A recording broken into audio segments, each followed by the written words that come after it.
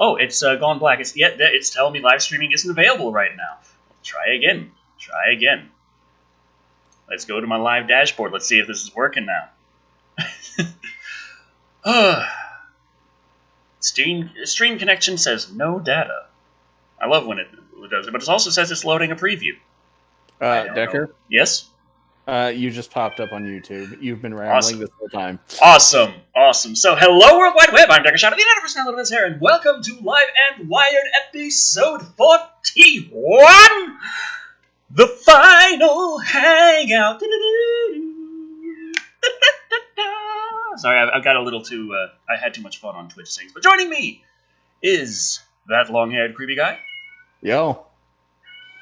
And, of course, we have Patricia Miranda, who currently has her camera off and her microphone off. So, there's her avatar. And Tara, who is asking to go outside. Who is yelling her head off. Here, it still tells me loading preview, receiving no data. So, But I see everyone saying hello, good day. Mm-hmm. So that's a good sign. Yep. Let me just bring everything up. This is going out to, of course, YouTube and Twitch, and it should be going out to DLive and Alfreaka TV, possibly YouNow. I still don't know if that works. And I don't know if it's going up on Mixer or not, because Mixer's been having a lot of trouble with Restream lately. Used to be YouTube having a lot of trouble with Restream. Glad that's not the case anymore. Patricia, welcome back. Yeah, exactly. I do have long hair. I'm here. Oh, sorry.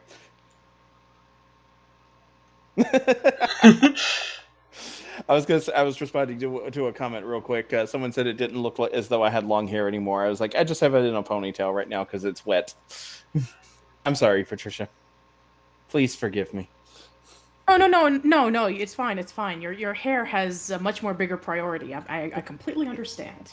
That guy dropped $5 and says, "Look up." Yes, I have a very nice ceiling. Yeah, I mean, yeah, we do. I was scrolling to see if it means anything about that, but I don't see anything. I can't tell. I don't know. But I can't. Yes. I don't see any other super chats that were posted before now. So. See the Wave says, "Cool Super Cop review." Thank you very much. Interestingly enough, the Glass review just got released from copyright purgatory, but I haven't been able to post it yet because I don't know if you know. So we were doing a thing right now that requires some attention. So as soon as this is over, I'm going to work on getting that up everywhere. Also, in terms of wet hair, I also have just gotten out of the shower. So over the course of the next 3 hours, we can all enjoy watching my hair dry in real time. This is the entertainment that I give to you. Someone will take this video, cut out all the parts with Patricia and I, and then just clip it all together and fast forward through it, showing Decker's hair drying like at a steady rate. Exactly. Mm-hmm. Michael Wolf is asking, "Hey, who wrote Gullible on my ceiling?" We're also getting some comments in regards to topics to talk about. Anthony Hudak is asking if you've seen the It Chapter 2 trailer. Hollow Man says, "Cats!" And I think we already all know exactly what that's talking about and why it must be said in that way. Should we just go straight into things since somebody already broached the subject? Should we just throw that out there and start talking about the elephant or the humanoid cat in the room? That guy dropped $20 more saying, "Thanks for the memories. And thanks for paying my bills." Yeah. Very much. Thank you. Thank you. Really do appreciate it. XX Medicated Child XX dropped $5 and said, "Love your reviews. Relax, anyone watching you loves you. You own this channel." Well, technically, I think Decker. Well, I don't. There is some dispute, creepy. I was like, the ownership of this channel. Old-fashioned slashing with an apostrophe at the end dropped to 99 cents. Thank you very much. No comment, but thank you. Appreciated. Also, there was my name. Please read my name, Alex Zimaltis. I believe I pronounced that right. If I did not say so. Also, Dylan Kaiser says, "Cats!" Cats! And Scott Yoshihara says, "Cats, hooray for furries." that should be the subtitle of the film. We should have just called this episode "Cats, hooray for furries." It's funny, I feel like it's very, very ironic that I did that Batman review on the episode where Selena Kyle gets turned into a literal Catwoman. I've seen pictures from that episode being just put side by side with the trailer for the live-action Cats film. Right, and I just find it interesting that I released that review, and then right afterward, this happens. I guess live-action Cats film is kind of redundant because Cats was always live-action. It was a stage musical. It was a stage musical, yeah. It was a stage musical about cats. So, but it was people in lots of makeup with furry suits jumping and dancing and singing. And this is people with computer effects to try and transform them into cats, but they still have to be people because that's what the stage musical was. So they are cat people. Yeah. We actually do have a few. I'm sorry. Go for it, Patricia. No, I was saying go for it. Yeah. Okay, we have $2 from Vladimir Dragunov, who says Lake Placid review? ? In regards to that, that's been a huge request for a long time, and I really need to do it at some point. Because, on the other hand, I could just keep holding it back, and just every time we do a Live and Wired, we can get some more super chats asking for that particular review. Yes, and finally, we have the eccentric necromancer who gave us $10 saying, "The final hangout, what's going on?" What's going on is that it's said that on August 1st, Google Hangouts is supposed to be going bye-bye. This has been known for over a month. Whether or not it's actually going to, I don't know, because every time Google tries to do something with Google Plus and the Google stuff there, they always end up fucking something up on YouTube and having to revert the changes until they figure out how the hell the coding works. So it might still be going past August 1st, but we do use Google Hangouts for this, because when we're doing Live and Wired initially, it's just the integrated stream now on the old studio went through Google Hangouts. And then when we went to the new studio beta, it wasn't quite as easy to get there anymore, so I just set up OBS and Google Hangouts, and that's when we started just restreaming out to all the other places. Looks like the chat did not connect to one thing, probably Mixer. Let me see. No, it says the Twitch chat is not working on Restream, interestingly enough. So if of the 4 people watching on Twitch, I can't see your comments. I'm going to have to bring up some windows to fix that. Okay. That guy dropped $10. 10 more before I go. Thanks for creating my favorite channel. I'd like to request a Lights Out review. Lights Out, that sounds familiar. I remember that little game where you poke the button and the adjacent ones changed from on to off, and that was the only good game on the GameCom. Yeah, I remember, yeah. It was it was touchscreen when touchscreen was new, and it actually worked for one thing. The fact that the GameCom had an effective frame rate of, 4 frames a second to actually be crisp, it didn't matter in Lights Out. So, yeah, it worked. It was fun. I had it. It was nice. But it was one of the only nice things about the GameCom. Also, it has nothing to do with the request. It's a movie review. God damn, I gotta find out what movie it is. Right. Let's see. If the changes are Tristan Roberts said, if the changes are reverted, rename this episode Live and Wired, the final chapter. That's very funny. I actually think that's very, very funny. But no, this is not going to be the last episode of Live and Wired. This is potentially going to be the last episode of Live and Wired that's going to be using Google Hangouts. We are going to have to migrate to another sort of video conferencing program that we can all work with. We can either play some media through it, share web pages, share screen, the kind of stuff that we do already. Just try and figure out something that can do all that. Maybe do some more. I'm not entirely certain, because I always dump all this on Patricia and just say, hey, figure it out. Yeah, and then all of a sudden, it, for some reason decides to work, and then it's like, oh, but wait, we're going to turn this rule into a disadvantage to you, and then all of a sudden it doesn't work anymore. Right. Sam says, live and wired, Decker goes to hell. We have $20 from that guy who says thanks for the memories. Another $20 from the eccentric necromancer who says, oh, okay, phew, I was worried. By the way, Decker, I have a secondary channel where I do reactions. Recently, my audience requested that I do reactions to your reviews, but I have a policy of asking for permission first. If you say no, I get it.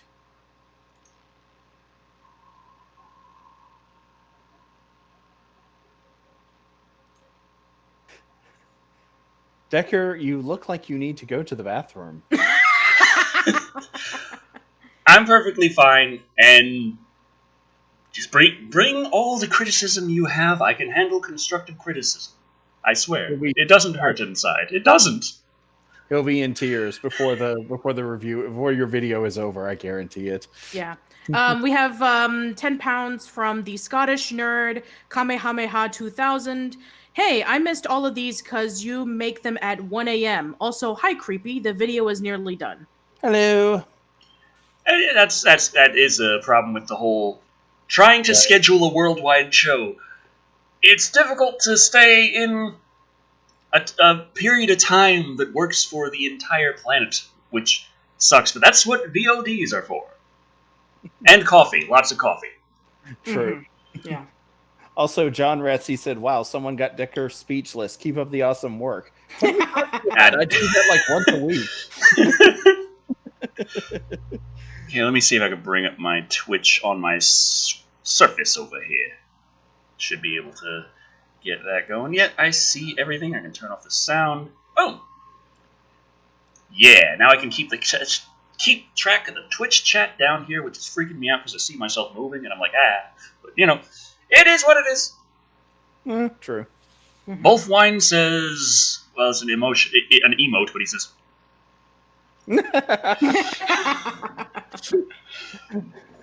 Decker's face. I feel like Decker's face should be the one that all emojis are taken after from now on. His face is just so expressive. It's like got this elastic Jim Carrey quality to it.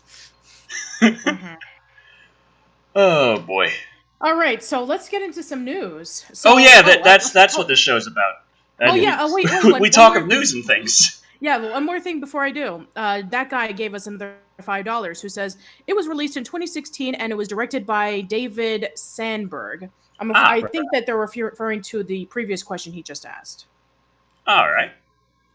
All right, then. So, yes. So this weekend is San Diego Comic-Con, and there has been a ton of news and announcements that have been coming out. And I just want to know how many ladies there dressed as Bowsette. No, we are not going to go into that. I will never leave. Decker, we had this exact same conversation a year ago. I know, right? Lazarus Soul 82 gave us $1.99 saying, you guys hear about this Cats picture show, LOL. We're just actually about to talk about that right now. So we may as well just go ahead. Okay, fine. Let's talk about Let's tear this Band-Aid off already. Yeah, yes. Thank you, Decker. Yes. All right, let's do this. Okay, Cats. The Cats trailer full of A-listers belting and some intense cat sexuality. Yay! Cats. It's all about cats, singing cats. You'll love it. After a dead serious behind-the-scenes featurette, Universal has finally released a trailer for its film adaptation of Andrew Lloyd Webber's mysteriously successful musical Cats. And, well, they're cats. Or at least A-list stars, rendered cat-like by advanced digital fur technology that somehow gives them humanoid bodies, and they're surrounded by gigantic furniture to make them cat-size. Anyway, the movie stars Taylor Swift as... I'm going to butcher these names, so I'm very sorry. Bombalurina. Bombaluria. Thank you.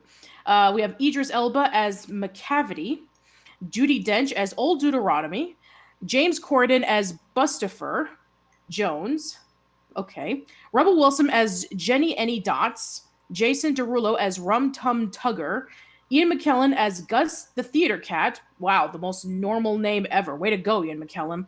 And of course, Jennifer Hudson as Grisabella, aka the one who gets to belt memory. Cats is based on T.S. Eliot's old possum book of Practical Cats, the story of a group of cats that gather to sing about themselves and then decide who gets reincarnated. You know, cat stuff. And keeping up with the musical version, Everything is Weirdly Sexual. Cats premieres December 20th this year. I mean, I never saw the musical, so I don't know how weirdly sexual it was. I just know it involved a lot of athletic ladies in tight cat suits, so... I mean, the commercials look nice. Yeah. It's actually funny that you mentioned this because this isn't the first time that they try to do a movie based off of cats. You guys may remember Emblemation. It was a studio that Steven Spielberg founded.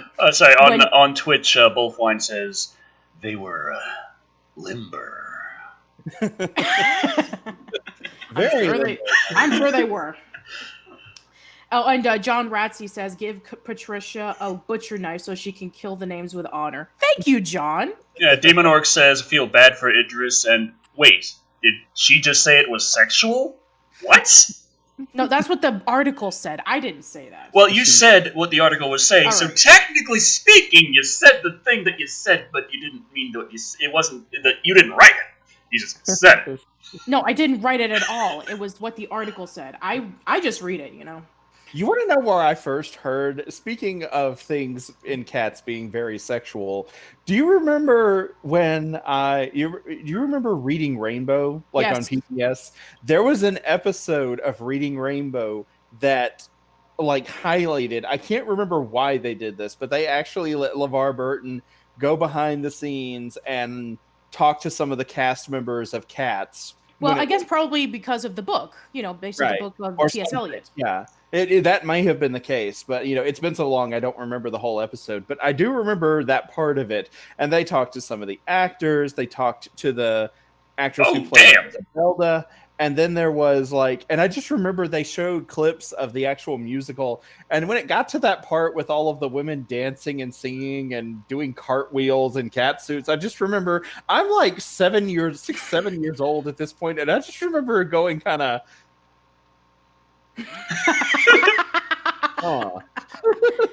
I feel weird. Also on Twitch, Nerdbane just dropped 1,500 bits. Thank you very much. Thank you.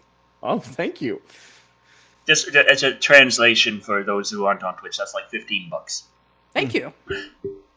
Also, Vladimir Dragunov dropped $2 and said, "Opinion non-Godzilla King of the Monsters?" ? No information about it. Demon Orc says, "What the hell? That is not something to show kids that age." I'm just thinking, when I was that age, I wish I was seeing ladies in tight cat suits.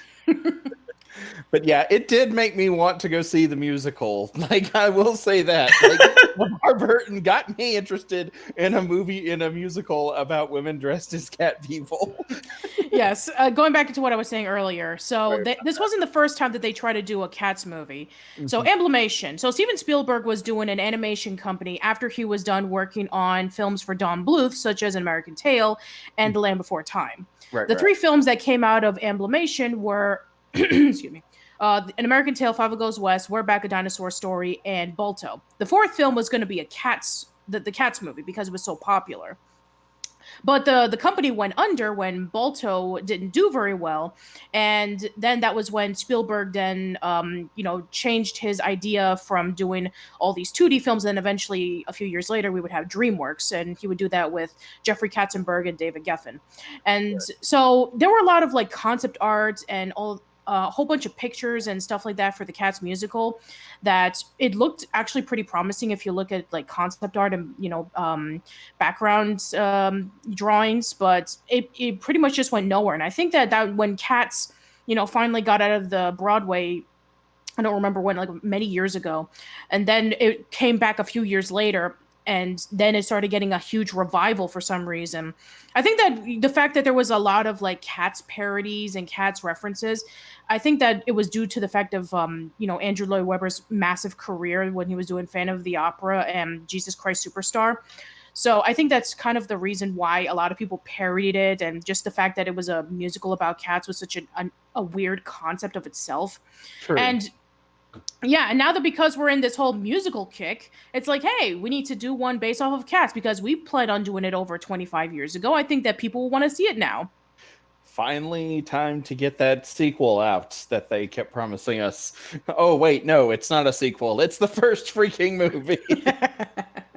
Also, Anthony Hudog says that it's the last super chat.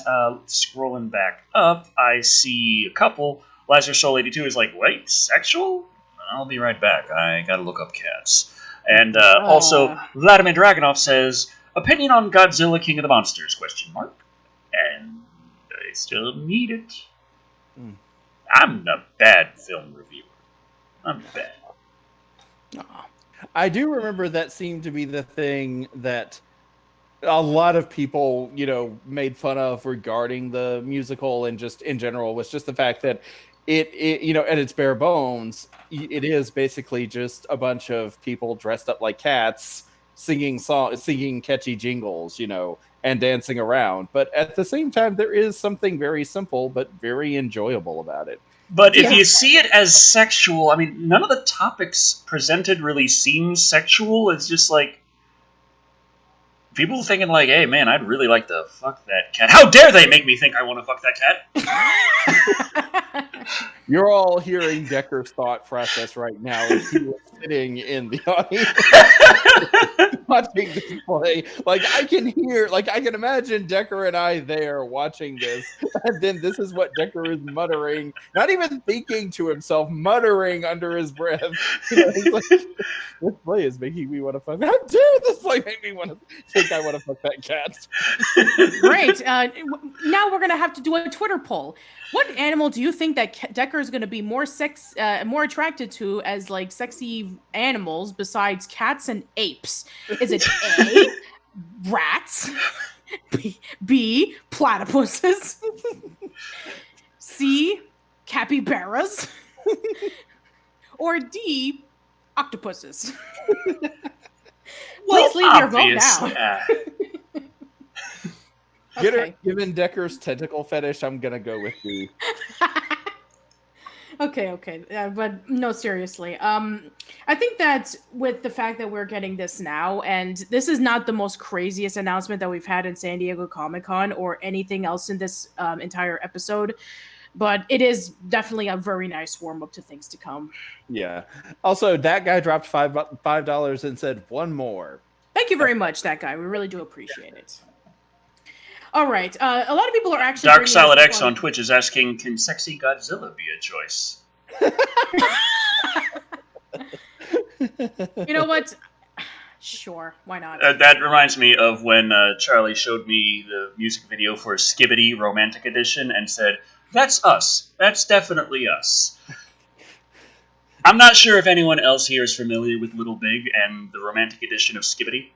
No.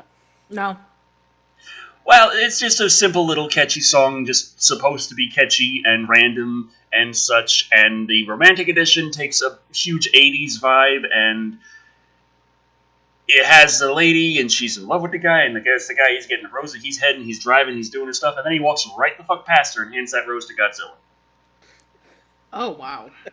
Anthony Hudok says, technically capybaras are rats, and yes, they are, but we're talking about, like, a difference between, like, a tiny rat and then a gigantic one.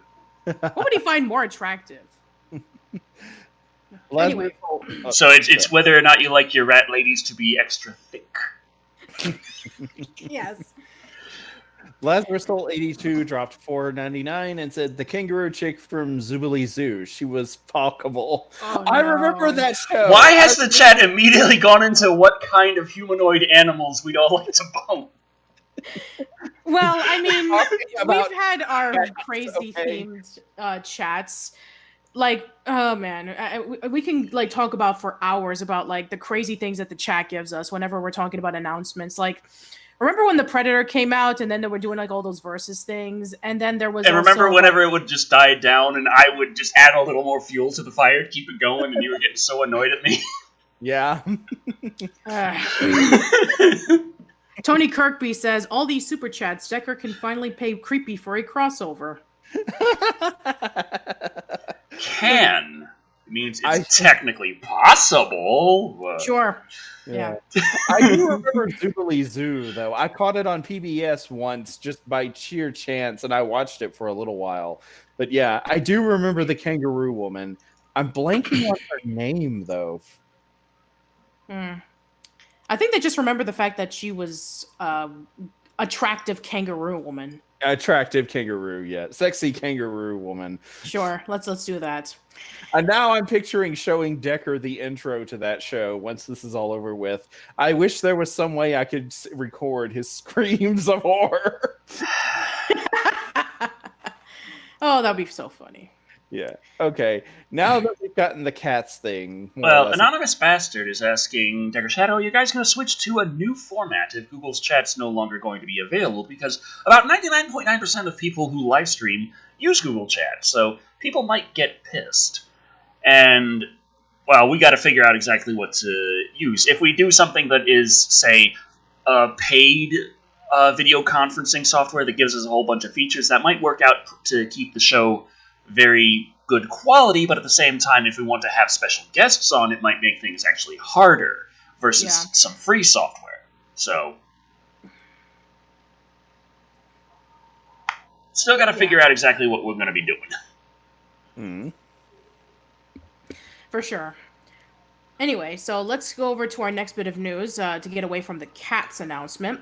So the second thing that everybody was talking to us about in the chat... You ever thought about what it feels like to grope a furry butt? Besides that, is... I'm making a Twitter poll about furry butts. You're not helping, by the way. Decker helps. ForceWorks on DLive says Streamlabs and Notice Me! Streamlabs, that could work. I haven't checked out what Streamlabs has to offer in terms of that, but you can take a look. Sure. All right, I'm going to bring up the next bit of news. So, okay, so we have one of the first announcement that was featured in Comic-Con, and something that we actually talked about last year that we thought it was going to be ridiculous, was the sequel to Top Gun, and now we actually have a trailer for it, and a title. Top Gun Maverick. So, Creepy, it's your turn to read this one. They spent a long time coming up with that, didn't they? I know. We hadn't talked about this in a while. I think that's true. I think the last time that we talked about this was also in the same episode where we talked about Steven Seagal being the ambassador of the U.S. in Russia. Tom Cruise made a surprise appearance at San Diego Comic-Con on Thursday to hype the forthcoming Top Gun Maverick and receive mass adoration from the Hall H? Yeah, from Hall H. That's where the panel's being held. Okay. Yeah. I was like, that second L looked like an I. Anyway. Yeah. I feel it was my responsibility to deliver it to you. Also, he was probably broke.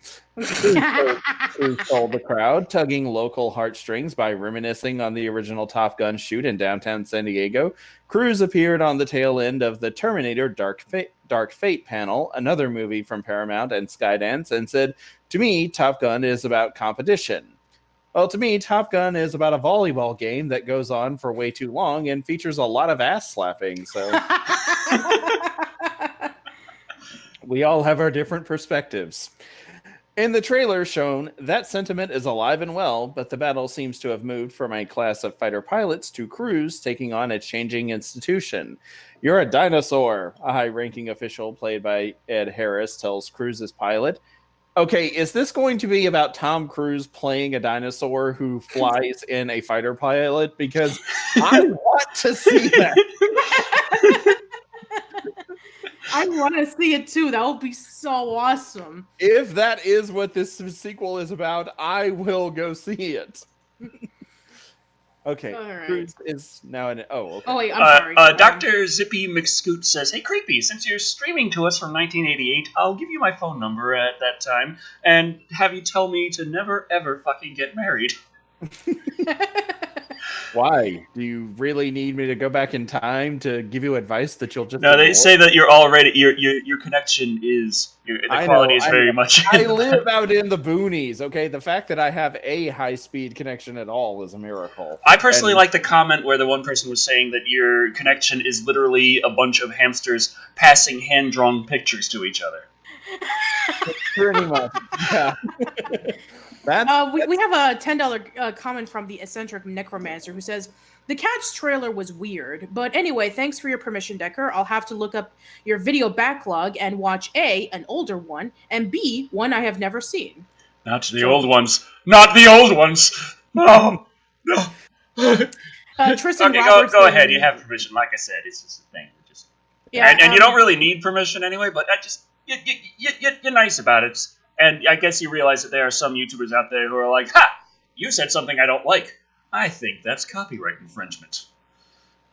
All right. Let's see. We have Braden CH04 says Jurassic Top Gun. Tristan Robertson says Disney's Pixar's The Good Dinosaurs in Planes. And 20 pounds from Matrakokura. I'm sorry if I pronounced it incorrectly. Who else wants to do a redo of The Summer of Steven Seagal with all the movies that he's missed? Not me. Oh God. Not Seagal. Anyway. Go ahead. Yeah. Ed Harris tells Cruz as pilot, now an instructor trying to thrive in a military, increasingly reliant on technology. Oh, wow. How original. Yeah, I'm like, okay, so this is going to be an incredibly boring movie. They took out all of the homoeroticism because they're terrified of the backlash on both sides. And so it's just going to be people standing around talking. Yay. Fun. Yeah, there's plenty of high flying. Way to miss the point. Oh, well, this proves me wrong. I mean, if an article on the internet says that that's not what the movie is going to be about, that it's going to be about flying in fancy new jets, then of course we have to and being a dinosaur. and being a dinosaur. Glimpses of Cruz's iconic bomber jacket and Ray-Ban sunglasses, and even a new generation of shirtless volleyball players led by actor Glenn Powell. Oh, there you go. Now also, we're actually going to we have some comments on DLive from ForceWorks. Says, I'd super chat this, but I'm broke. But Decker, have you ever seen a show called Kingdom Hospital? If you ever review it, I'd go from doomer to bloomer instantly. And sorry to inform you, but no, I have not. That sounds like it's show. That sounds like TV. That sounds like my thing I avoid for no apparent reason. Unless it only has like 3 episodes. It was a. Oh yeah, then I get addicted to it, and then it's just like fuck you. It was a Stephen King. I think he like produced it or something. Oh, Stephen King. Then it should only have like 3 episodes. Okay, I could check that out. Anyway, Mikey Coleman dropped $1.99 and said, "Summer of Keanu Reeves." How I can't, by the time that comes around, I won't be able to do the breathtaking meme anymore. People already cringe whenever I mention Bowsette. Okay, originally slated for this year, Paramount pushed the film to 2020 to tinker with its flight sequences. The sequel sees Cruz portray a flight instructor. You already said that. Oblivion Helmer John Krasinski is directing the film, a sequel to 1986's Top Gun, which we knew because it was in the title. From a script by Peter Craig, Justin Marks and Aaron Warren Singer, Jerry Bruckheimer, who produced the first movie with the late Don Simpson, will produce with Cruz and Skydance CEO David Ellison. Jennifer Connelly has a big role, as does Miles Teller, who will play Goose's son and Maverick's new protege. Goose, the co-pilot to Cruz's character in the original, was played by Anthony Edwards. Val Kilmer will reprise his role as Tom Iceman in the sequel.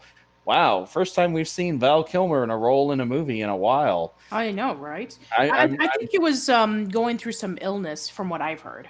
He was going through some illness. Also, he kind of pissed off a lot of people in Hollywood with his ego. And the fact that his ego is what pissed people in Hollywood off, I feel like that says something. Yeah.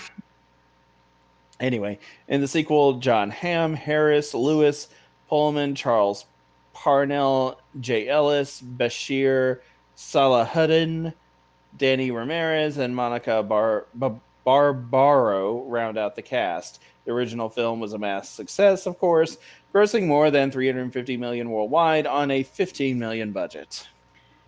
So yeah, for those who absolutely love the first film where it involved with volleyball and planes flying, you're gonna love the sequel. It has volleyball, and apparently Tom Cruise plays a dinosaur that flies a jet. Yes, that's gonna be my favorite part of the movie. Both Wine Googled Val Kilmer's ailment, and yeah, it was throat cancer. Ooh. Uh-huh. Yeah. I mean, part of the reason why he was out of the spotlight was throat cancer, but he was very much in demand in like the 80s and early 90s, and then like just people got sick of him, and then for a while there, nobody had really heard of him. I think the last thing that we talked about with Val Kilmer was with that he was on stage for the Prince of Egypt musical that they were going to be doing. Yeah. Uh-huh. But not a movie. It wasn't a movie, no. It was a musical on stage, and that was actually covered by Diva of Musical Hell. She did a review of that, so check that out if anyone feels like seeing what Val Kilmer singing is like, then go for it. Yeah, but speaking of which, that was for a Ten Commandments one. They're actually going to do another musical that is actually based off of the Prince of Egypt. Oh. Yeah, they just announced it a few months ago.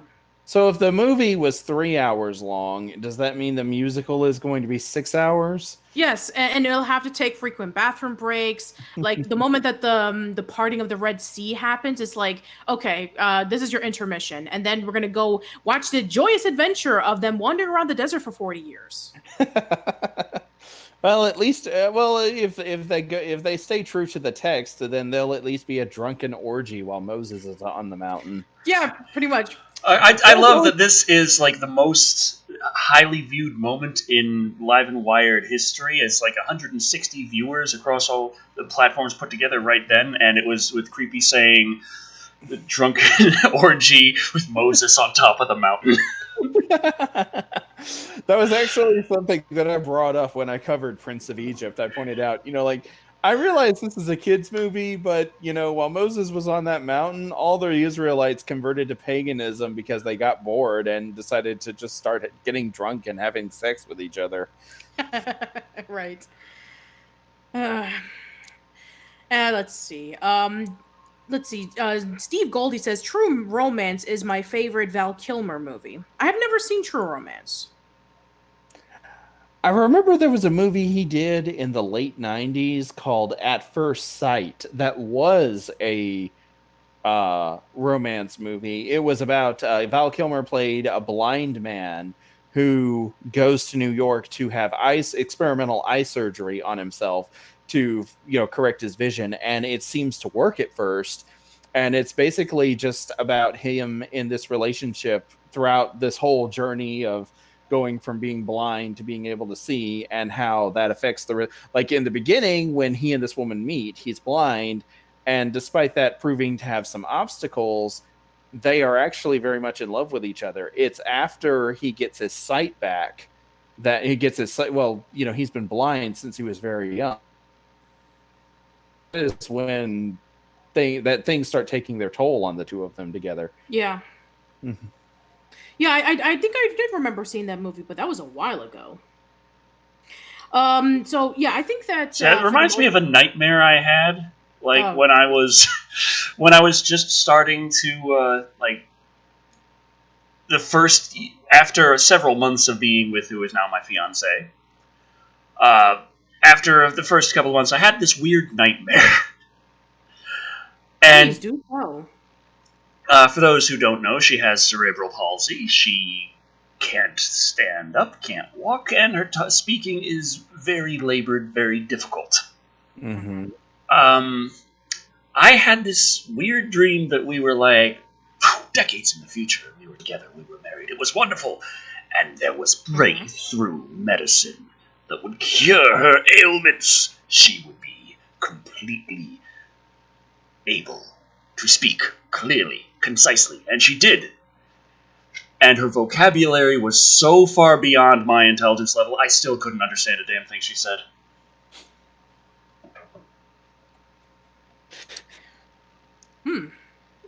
Well,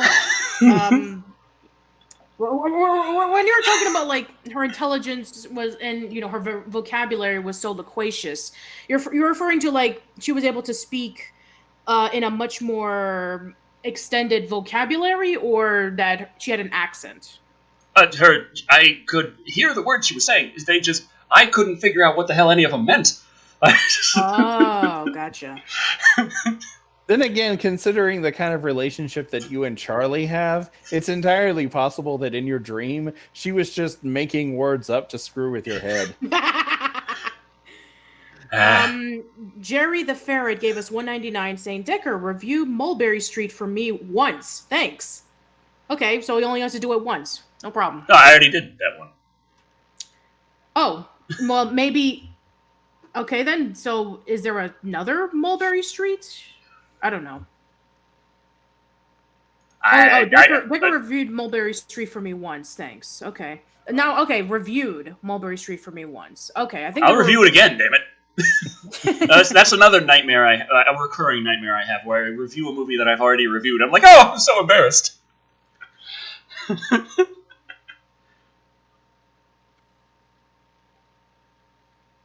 Okay, that went over well. Yes. What's next on the docket? Yes, let's next. Okay, so the next thing that is on the docket is the next thing that was revealed in San Diego Comic-Con. So we had talked about Halloween 2018 throughout its entire production, throughout many announcements and everything that it was going to have. And Decker already talked about it twice in his channel. So apparently, the Halloween movies the Halloween movie was so successful that San Diego Comic-Con actually revealed that they're going to be doing not one but 2 sequels based off of that movie, and they already announced what the titles are. They're doing 2 sequels based off of another sequel that's actually a remake of a sequel. Yes, and a sequel to the original movie that takes away the other sequels. And I think I got lost somewhere. My head hurts. Now you know how Zelda fans feel creepy. Yeah. Oh, boy. Really looking forward to the Link to the Past remake, though. Not Link to the Past, Link's Awakening. One of them! Whichever the hell one came out around that time, they're making again. All right, well, Decker can read this one. The net's been buzzing for months with speculation and rumors surrounding the potential continuation of the Halloween franchise, which was given new life last October via director David Gordon Green's smash hit feature, Halloween, which is the 3rd movie in the franchise that's just called Halloween, but, a film which went on to make over $250 million worldwide at the box office. Well, today, the wait is over, as Universal Pictures has announced the release dates for 2 new feature films in the iconic franchise from Trancas International Films, Miramax and Blumhouse Productions, Halloween Kills and Halloween Ends.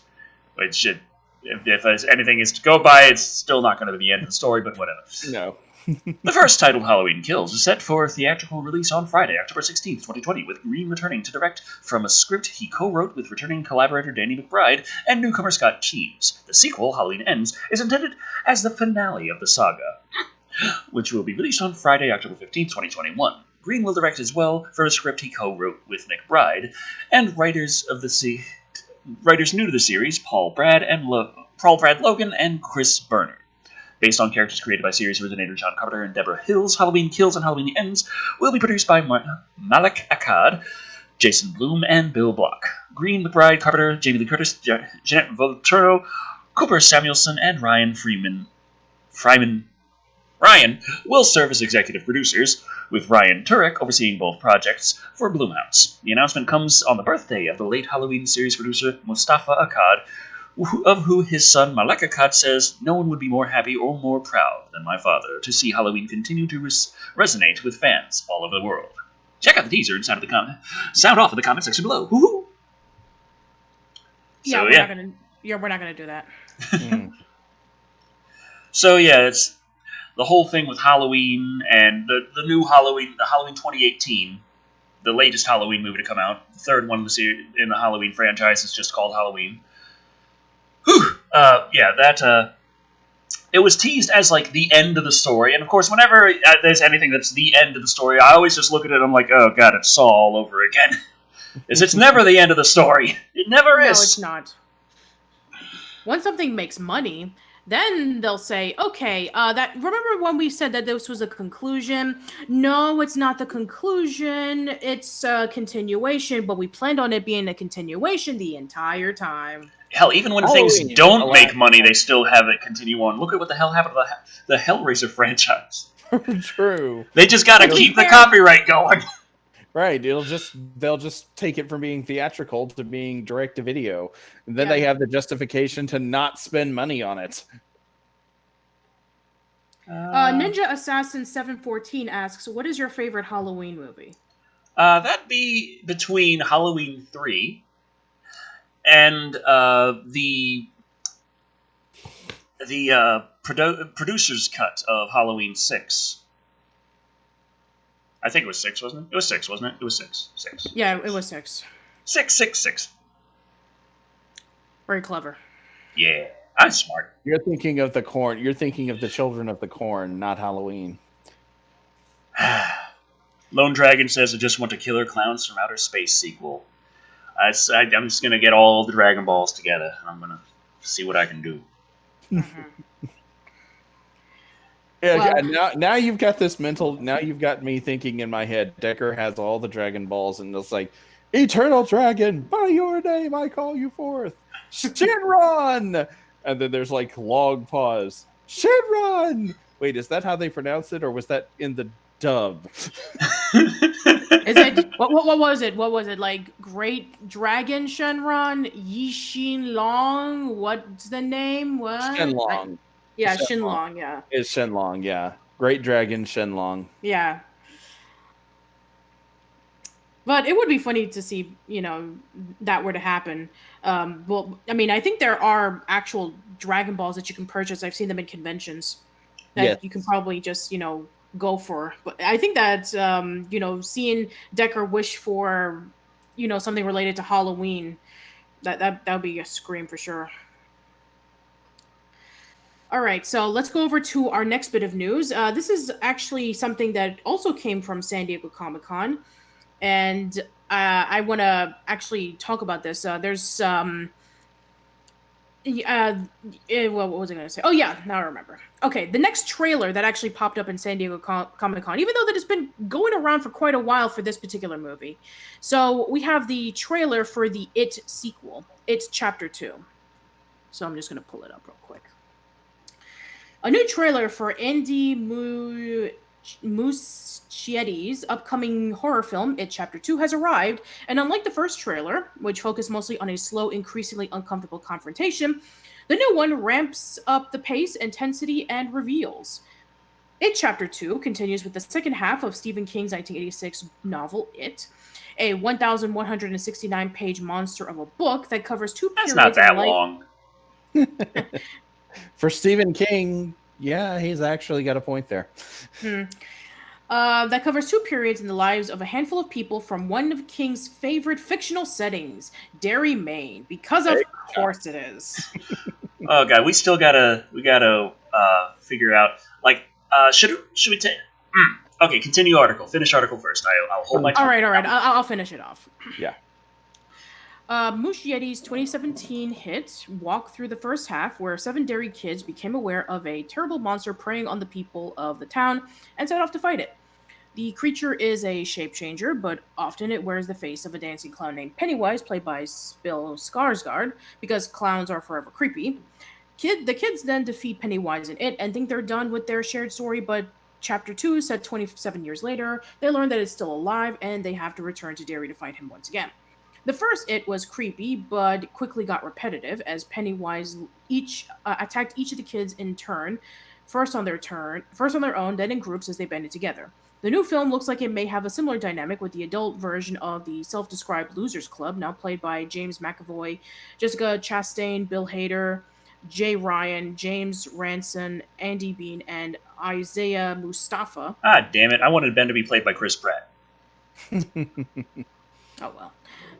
Facing off against Pennywise in isolated settings before the final throwdown. This is much more likely to be how the final film feels, fast-paced and intense with a lot of screaming. The film arrives on September 6th. So yeah, Decker, you already talked about It 2017, and you did the original 1990 TV film. So, are you excited about this upcoming sequel? Yeah, I am excited, but I am a little concerned because one of the things with the 2017 movie is it did mix things up from the original version and made for a little more interesting presentation by taking some of the reveals from the adult events and putting them in the children's timeline, which means that there's going to be less of the original content left to reveal during the adults' timeline, which means they're either going to have to come up with new stuff or just take what they have left and do it really fucking good. And also, it's still Stephen King, and the ending is always going to be very confusing. Oh, and giant spider. And a giant spider. Spiders. Maybe they'll have the turtle this time, though. Oh yeah, sure. Let's throw in Gamera into the film. They'll love it. I know, there was actually, in the original novel, there was a turtle god that the kids got advice from on how to defeat it. I am not kidding you. That was in the original book. There was also an orgy between all of the boys and the one girl in the group while they were in the sewer as kids. Yeah, if they were ever going to do that in the story, I'd rather they wait until they're all adults, honestly. Yeah. I also still think it's really weird and unnecessary, but if it's adult, yeah. Yeah. Well, I actually am curious about, like, where does Stephen King come up with the idea of using, like, animals that wouldn't be considered to be, like, incredibly, like, terrifying if you look at it, like, in a personal perspective and say, hey, let's make these into monsters. Let's have rats into monsters. Let's have spiders into monsters. Forceworks on D-Live, I really don't know. I do know, wasn't he high as fuck when writing a lot of this? Yeah. In the 80s, like, when he wrote it, I think he was basically coked out of his mind. Mm-hmm. Yeah. Like, there was at one point, I want to say, where there was an intervention where the entire family got together, pulled out all of his drug stuff out of his office and piled it into a big floor. Turns out some of it was load-bearing and his office actually collapsed. No, I don't think it didn't quite get that heavy, but apparently there was like a whole collection of spoons down there that he had used for cocaine. So that's a very interesting intervention. Yeah, and apparently he was so desperate for booze at one point that he drank Listerine. Like, he was desperate to get drunk, so he drank Listerine. And when his wife was like, did you seriously drink Listerine because you were that desperate for a swig of booze? And he's like, yes, it gave me a nice minty aftertaste, too. But speaking of booze and Stephen King, we do have some plans for a certain anniversary special. Not of Live and Wired, but of some Stephen King stuff. Let's see. I'm double checking the date now. I believe it was the 21st of September. I know it was in the 20s, and that's the only, there's the 28th, but it wasn't that late. So I'm going to go with the 21st. That is Stephen King's birthday. Mm-hmm. And since that is also, I believe September is also when It Chapter 2 gets released. So yes. In honor of both the second part of It, the new It movie, and the fact that Stephen King's birthday falls on a Saturday, we have decided to do something a little unusual as a very special Live and Wired. This will not be a typical Live and Wired. This will occur between, if I've counted them right, it will occur between the two regular episodes. But September 21st, Decker and I, with Patricia's assistance, willingly assistance, just so we're clear, yeah, he and I will live stream watching the original It miniseries that came out in, what was it, 1990? Correct me if I'm wrong. 91, I think. No, it's 90. 90 is Okay. correct. Okay, I'm an idiot. Yeah, the original starring Tim Curry, and a bunch of other people that nobody cares about and nobody bothers to remember, or at least I don't. Seth Green. Because Tim Curry. But Decker and I will live stream ourselves watching it together, the 1990 version, and we will play the Stephen King drinking game. And I'm still trying to figure out entirely how all of the logistics are going to work out, because I'm pretty sure we should avoid hard liquor because we probably want to live. There is the entire game is laid out on TV tropes, in case any of you are wondering. Yeah, but also I'm trying to figure out exactly how to get it. I want to have like something as sort of a visual representation for the folks watching at home. Not necessarily participating, we're not encouraging that kind of behavior. This is just the way to do it. It's like, I ate the hot sauce. I didn't say, hey, all of you out there find million Scoville shit to put in your mouth. No, I just did it myself. That's fine enough. Oh, yeah. But yeah, we are going to drink booze and watch a Stephen King movie on Stephen King's birthday. Oh, I think maybe it is actually streaming to Mixer. Actually got a comment from Mixer. Anita Pooh says, fat cunt. We're loved.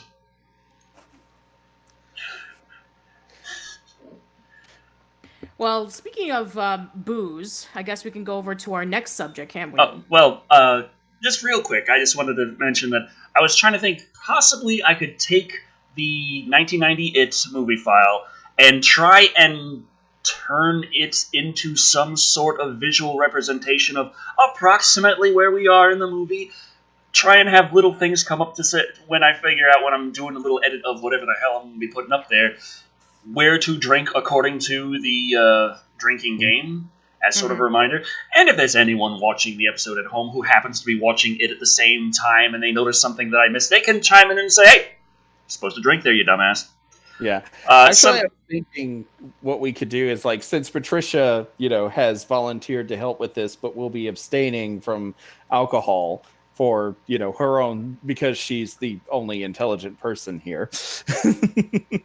Like, Patricia could monitor, like, have the list of when you're supposed to drink ready, and when she spots something, she is the one who calls out and says, take a shot or drink or whatever. That was an idea anyway. Yeah, I think that would be for the best. That way Decker doesn't go crazy overboard with trying to maintain when to drink as well as drinking at the same time. Right. Well, exactly. That's what the video would be for. It'd be something put together that's a video file that's the same length, timing as the actual presentation. Mm-hmm. It's just something that would be sort of a visual representation for everyone watching at home to know exactly where we are, and also a little help to keep us on track. While we would also separately be watching the movie ourselves, but of course we couldn't show that because it's majorly copyright infringing right there if we just show an entire movie. Even if we're commentating the entire time and getting a bit hammered, it's still gonna get the channel shut down. Yeah. Right. We have a $5 comment from Pudok, who says, if I find one episode... let me see. If I find one episode with subtitles, I want you to watch an episode of the Indian version of It. It is a series from 1998 called Whoa. Pronounced Whoa. Whoa. Whoa. And also like the for tree some of reason, woe? I don't know. And also for some reason, I have no idea why, but my laptop just like fizzed out on me for some reason, and it apparently like blocked somebody, and I don't know why. Like I was like looking through the chat, and then all of a sudden just like literally glitched up on me. So whoever I blocked, I didn't mean to do that. I'm very sorry. It says Mad Hatter was put in timeout for 300 seconds. That's 5 minutes. The little touchpad just, I don't know, just... I have no idea what happened. I'm very sorry if I did that. I didn't mean to. I was just looking through the chat, and then all of a sudden my laptop just glitched out on me. So there's another thing that's almost busted. Yay, technology! Yay. All right. But no, Decker and I, with Patricia supervising us, will be playing the Stephen King drinking game. Yay. And that'll be a lot of fun, that's for sure. Keep in mind, this game, according to urban legend, this game has been known to kill people. Yes, and I hope that doesn't happen during the commentary, in which like halfway through the movie these guys get so drunk and then their liver gives out from cirrhosis that they just pass out, and then I'm just there throughout the entire thing and trying to commentate it on myself. Because Nerdbane says, "I got my Kraken and I'm ready to die." And then I'll be like, so clown and kids and Dark Solid X is saying, "Cool. When do you take a drink during the movie?" I'm thinking, when are you not drinking during? I'll just say it's pretty much 3 hours straight of just. The story. Oh wait, so we open on Maine. Drink. Yep, it's a flashback. It's a bunch of kids who were misfits, but they become friends together. Cat says, looks up the drinking game. Don't do this, Decker and Creepy.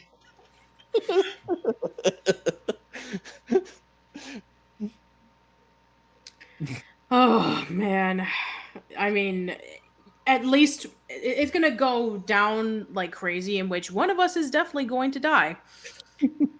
If they don't die from alcohol poisoning, then I will die from knowing that I was partially responsible for seeing them die, and I didn't die myself. Oh, we actually got some comments on Alfrika TV. Oh, cool. 3 comments from AFG346. First one is, do you know Jinsun Park?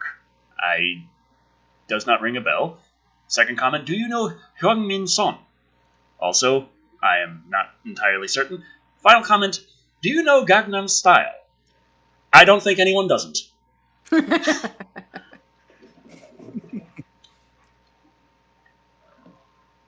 Okay, so what was the next article topic?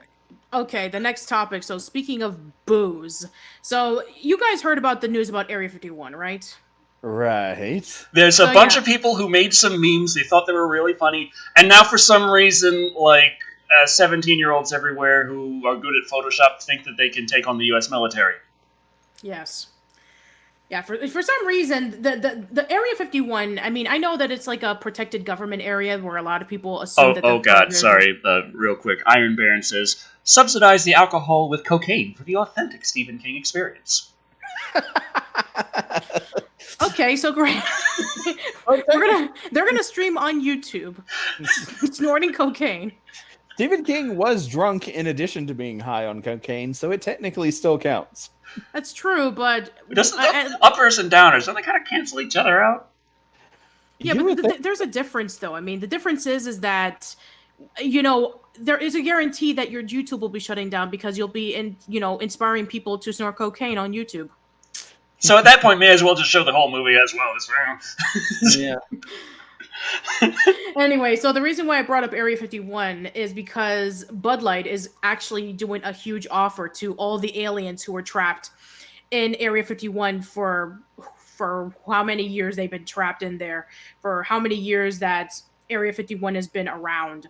So apparently, and I'm not even joking, the Bud Light is actually offering free beer to any alien who makes it out of Area 51. So thanks, Bud Light. Whose turn is it to read?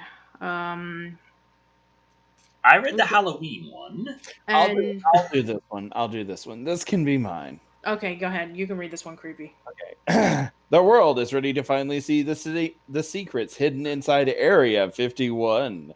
And if one of those secrets happens to be living aliens, well, we have good news. They'll be greeted with free cans of Bud Light.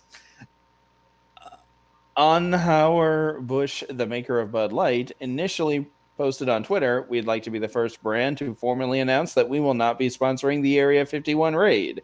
However, Richard. No. I thought I got a notification somewhere, so sorry about that, everybody. However, Go ahead. Brand quickly backtracked off that alienating claim, saying, "Screw it, free Bud Light to any alien that makes it out." The company went even as far to make a label for its Area 51 Special Edition Bud Light.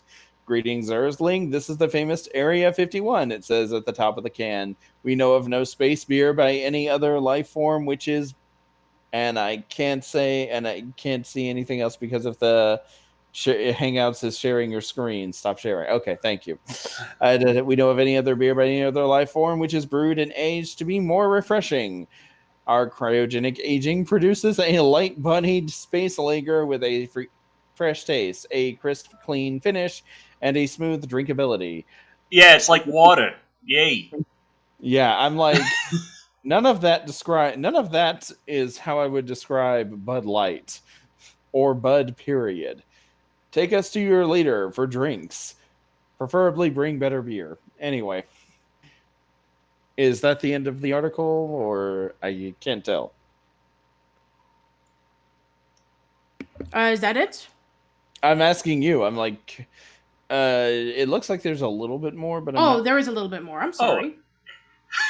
Area 51 Special Edition Bud Light.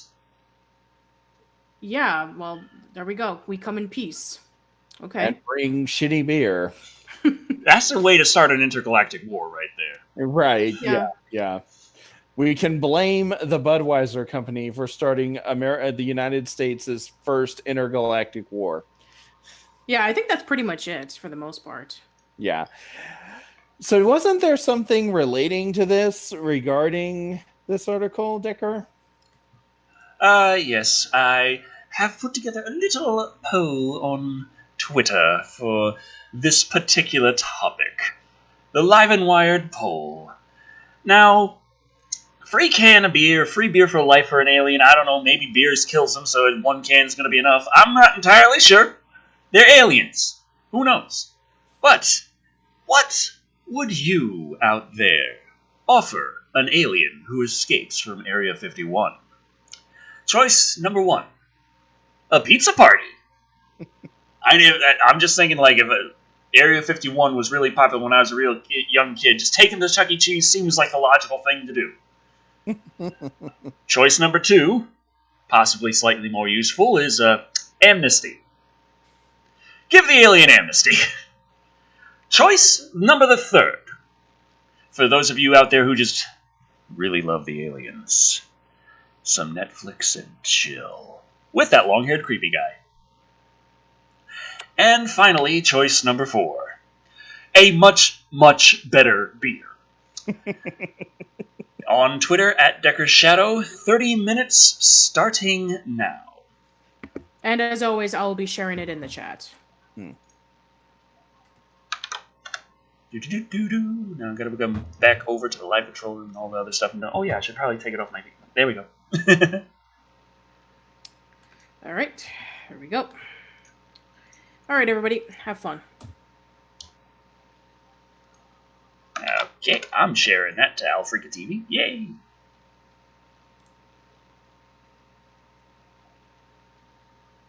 Okay.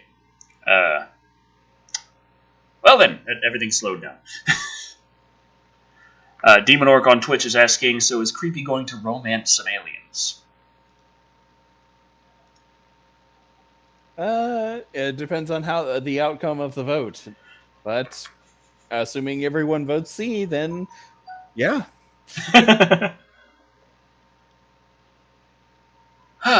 Okay. So, next on the agenda, we still got quite a few things to cover that were in the title card. I packed the title card with quite a few things, actually. Some of them more subtle than others, but still... You doing subtle? At all? Well, when something is small and out of focus and behind the text, I think that counts as subtle. Either that or just really bad placement. It's the latter.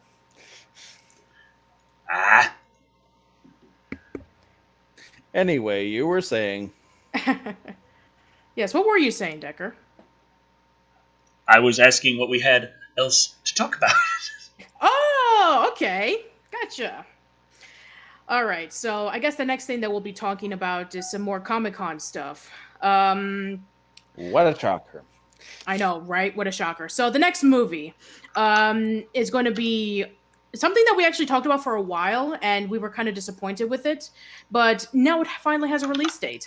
We have the second movie based off of the video game series Doom, Doom Annihilation. And now it has a release date. And it's much sooner than you think. I mean, that's good to know. So here it is. Doom Annihilation gets October 2019 release date. So here you go, Denver. Yay. Oh, I know. thank you. Thank you. You're very welcome. Oh, this is joy and happiness in film form. A release date has been announced for Doom Annihilation, so you know how long you have left.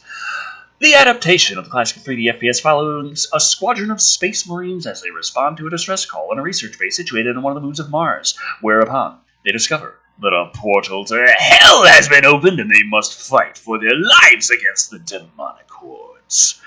The film has been in production since April last year, although there has been little in the way of fanfare or production updates, with the film's Twitter feed having posted just 44 times in the 16 months it's been operational. The release of a trailer in March was the first that many people heard about it, which subsequently received an almost universally negative reaction. Shocker. The release date of October 1st was revealed in a short video posted to Doom Annihilation's official Twitter feed. It shows the DVD cover art of a creature with features resembling those of a traditional Zeta Gray alien, but mutated into some fell beast with fangs dripping demonic slime. An earlier release date had previously been planned, but was postponed to allow the VFX artist more time to realize the infernal creatures, as well as some further location work and pickup photography to augment the setting. They messed up the visual effects and had to redo it more because they were doing things that didn't look right again. Yeah. I feel bad for the VFX artists that sit there and this isn't what people want. You're doing it right, and then the producers are like, nah, just do the way we're saying. The marketing team knows what they're doing, and then they bring it out there and everyone hates it, and they're like, shit, well, you gotta go fix this. It's like, we wouldn't have had a problem in the first place if you didn't. Okay. A previous adaptation of Doom was released in 2005, starring Dwayne Johnson and Carl Urban, and was met with decidedly negative reception. It kept the same setting of an overrun Martian research facility, but changed the antagonistic abominations from demonic hellspawn to regular humans mutated through dangerous and experimental genetic engineering that fuse their DNA to that taken from corpses of an extinct Martian race of humanoids. Even a widely publicized sequence filmed as though from an FPS gamer's perspective, failed to warm audiences to it, and it quite rightly became just another statistic in the litany of failed computer game adaptations. This version looks to be hewing closer to the game's admittedly limited story, as this story's not that limited. Have you played Doom? Have you checked the fucking lore, okay? Yeah, you're just running through killing demons, but that's because you're the fucking Doom Slayer. You're Doom guy. That's your job. But the shit's happening for a reason. As well as including destructive weaponry seen in the trailer, such as Amy Manson's Joan Dark wielding the iconic BFG superweapon, and buzzing chainsaw being swung at advancing monsters. Doom Annihilation was never planned to have any cinema screenings and has always been intended as a DTV and VOD release, but even so, the release date seems somewhat arbitrary. Seeing as it's going to be a brutally violent R-rated horror movie, at the very least, the release could have been held off a few weeks to coincide with Halloween. There doesn't appear to have been a lot of faith put into the film's success, so it wouldn't be too cynical to suggest that Doom Annihilation has been quickly churned out as a way for Universal to keep a hold of the rights to make further adaptations of the Doom franchise. Although, if this is to be taken as a benchmark for their intent, what they plan to do with them is anyone's guess. Yeah, so I guess we're going to start to get ready for disappointment again. Joy. Oh, man. I really was hoping that this would have been really good. I mean, we've been seeing somewhat of a success of video game adaptations. We had Castlevania, and we're going to be talking about another video game series that's going to be adapted into Netflix, but we'll talk about that. But Detective Pikachu did really well, and we'll go into that in a little bit as well. But I was hoping that maybe that would have been like, in this day and age where we have so many options to see media, this would have been like a kernel to saying, hey, that Doom movie that came out many years ago that people didn't like, let's see if we could try again to make it good. We did good with Doom 2016, so we can't win them all. If it's going to go this route, they might as well make Daikatana the movie. And then no, creepy, no. And then take 3 years getting the movie out to the public. Oh, man. Why must you bring up bad memories, creepy? I'm just trying to think of which really highly rated director is going to make you his bitch. Live and Wire Twitter poll. Which video game creator is going to make you his bitch? It's going to be A, Will Wright, B, Shigeru Miyamoto. Okay, I'm joking. C, let's see. C, how about Zack Snyder. Oh, well, Zack Snyder's not a video game creator. No, I meant like for a director for. Oh, God. Okay, gotcha. Or Daikatana, yeah, I know what you're saying. Well, I think maybe C should be like, let's see, who's like a, I'm trying to think of one. C could be Neil Druckmann, or D could be EA. Lone Dragon's asking if I have ever met Weird Al, and actually no. Despite that time that I went to LA, I fear that Weird Al was not just wandering the streets as I. Well, I mean, it's always the possibility that you could see him in a concert. Weird Al does a lot of concerts still. And I mean, like, you didn't get to meet Weird Al, but you got to hang out with John Massari. John Massari. That would definitely, like, in the top 1 experiences in my life. Well, I mean, I know you also got to meet the Kyoto brothers. True. Well, yeah, but just kind of film them and, like, shake hands, like, not like hangouts, meet their significant others, have some pizza. Not that kind of experience, They seem nice. I would like to meet them again and see if they have any fun things planned, like that I'm already invited to. Not like just show up at family mini golf, like, "Hi, Kyoto brothers." Mind you, you did get to go to that famous cave where a bunch of serial killer movies have been filmed at before. I can show up there too. Yes, we're gonna go to Bronson's cave. Hey, Kyoto brothers, you want to get your next film inspiration? We're gonna go to Bronson Caves. They can just hang out with Decker for a little while and get inspiration for a new movie. I actually can picture that happening. Yeah, but I mean, you did meet them for like a few moments. I mean, that's like if you were meeting somebody at a convention, so that's pretty cool. I am. Motorcycle US dropped $2 saying, "Devil's Bargain, Decker. You star in an asylum film." And that's like, be able to say, hey, in movie that is sold in stores, like in Walmart, in the bargain bin. But still, I'm there, I'm on the box. I'm there, I'm fighting dinosaurs with a rocket launcher and a rocket jetpack and rocket boots. Shooting rockets out of rockets. Fighting Rocketosaurus. And at one point, when your jetpack starts to run out of fuel, you're like, gotta call. And then it cuts to me in bed. Ring, ring, ring. It's 3 a.m. in the morning, Decker. What do you want? I'm being chased by zombies and my jetpack's almost out of power and I'm out of ammo. Help! So a fun asylum movie. Maybe. Like the Sharknado asylum movies. Actually, well, I mean, it could maybe be yes, but if it was something like, if they release a Halloween ripoff called Samhain, and it's no. That, it has to be called. It's just utter crap, and it's just a mockbuster. I'm like, no. It has to be called All Hallows Eve or Halloween, as in with the apostrophe EEN. Halloween. Halloween. Yes, there you go. And instead of the Myers, we have the Moors, and instead of being Haddonfield, Illinois, we're gonna set it in Ohio, and we're gonna have just Ohio.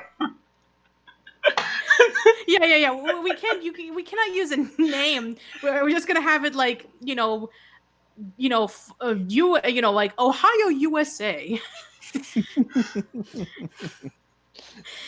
Because we cannot afford a town name. The serial killer in this movie, is it Decker, or is he one of the people being stalked and I'm the serial killer? Yes, that's going to happen. It is exactly going to happen. What's my motivation for being the killer? Okay, well, so the motivation of Michael Myers was to, kill off the remaining of his family members basically killing all the babysitters. So I kind of like the version where he's just kind of psycho. Yeah, but we need to have a meaning behind it. We need to have audiences thinking about, like, why is he doing it? And then with a mockbuster, we're going to give something really convoluted. Because it feels good when he sticks the knife into people. Right. So my motivation is basically that Decker broke up with me to go out with his fiance, and so I'm killing everyone to get back. You're jealous. Dark Solid X on Twitch says, Decker, start a B-movie called Halloween. Halloween. I'm dressed for the occasion. Yep, that's true. Mm-hmm. And like every time I start to kill someone, I hear the Gem song. Doesn't it hurt? Jealousy, doesn't it hurt? Jealousy, doesn't it consume? General Visrox says Creepy would kill Decker because Decker steals all the revenue. Oh no. Well, I'm walking around, so I'm killing people in a Michael Myers ripoff mask, but I have the Gem pink wig on at the same time. Oh my god.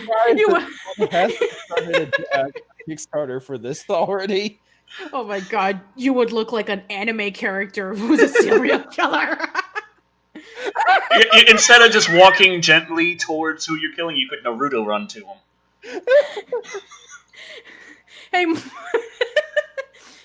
mommy, we have a giant Chibiusa walking around with a giant kitchen knife, saying about like, why is he doing this?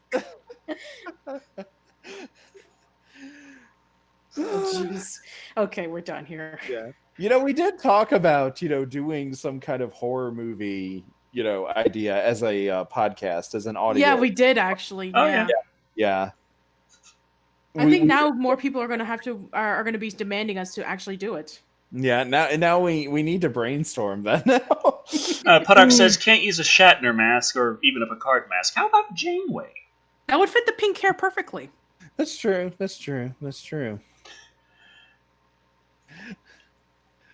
Yeah. Now I'm just picturing Creepy dressing up like a Captain Janeway mask with Chibiusa hair with a giant kitchen knife going after Decker. Yeah. Although I can get away with singing the Gem song, yeah. Gem song, because as long as I'm singing it a cappella, as if I'm singing it and as long as we, say where the song is from, then in the credits, then yeah, I can get away with it. Yeah. Mm-hmm. It's not copyright infringement if you do it that way. All right. Well, right before this plot goes absolutely insane, let's go over to the next bit of news. Oh, I know. And then things can get insane all over again. Sure, why not? All right, so let's take a break from some of the San Diego Comic-Con news, and I actually brought up something that I found on Wednesday that I thought I just needed to read. So. Remember a few years ago when Mike Tyson finally got to play Mike Tyson's Punch-Out after like 26 years after the game came out?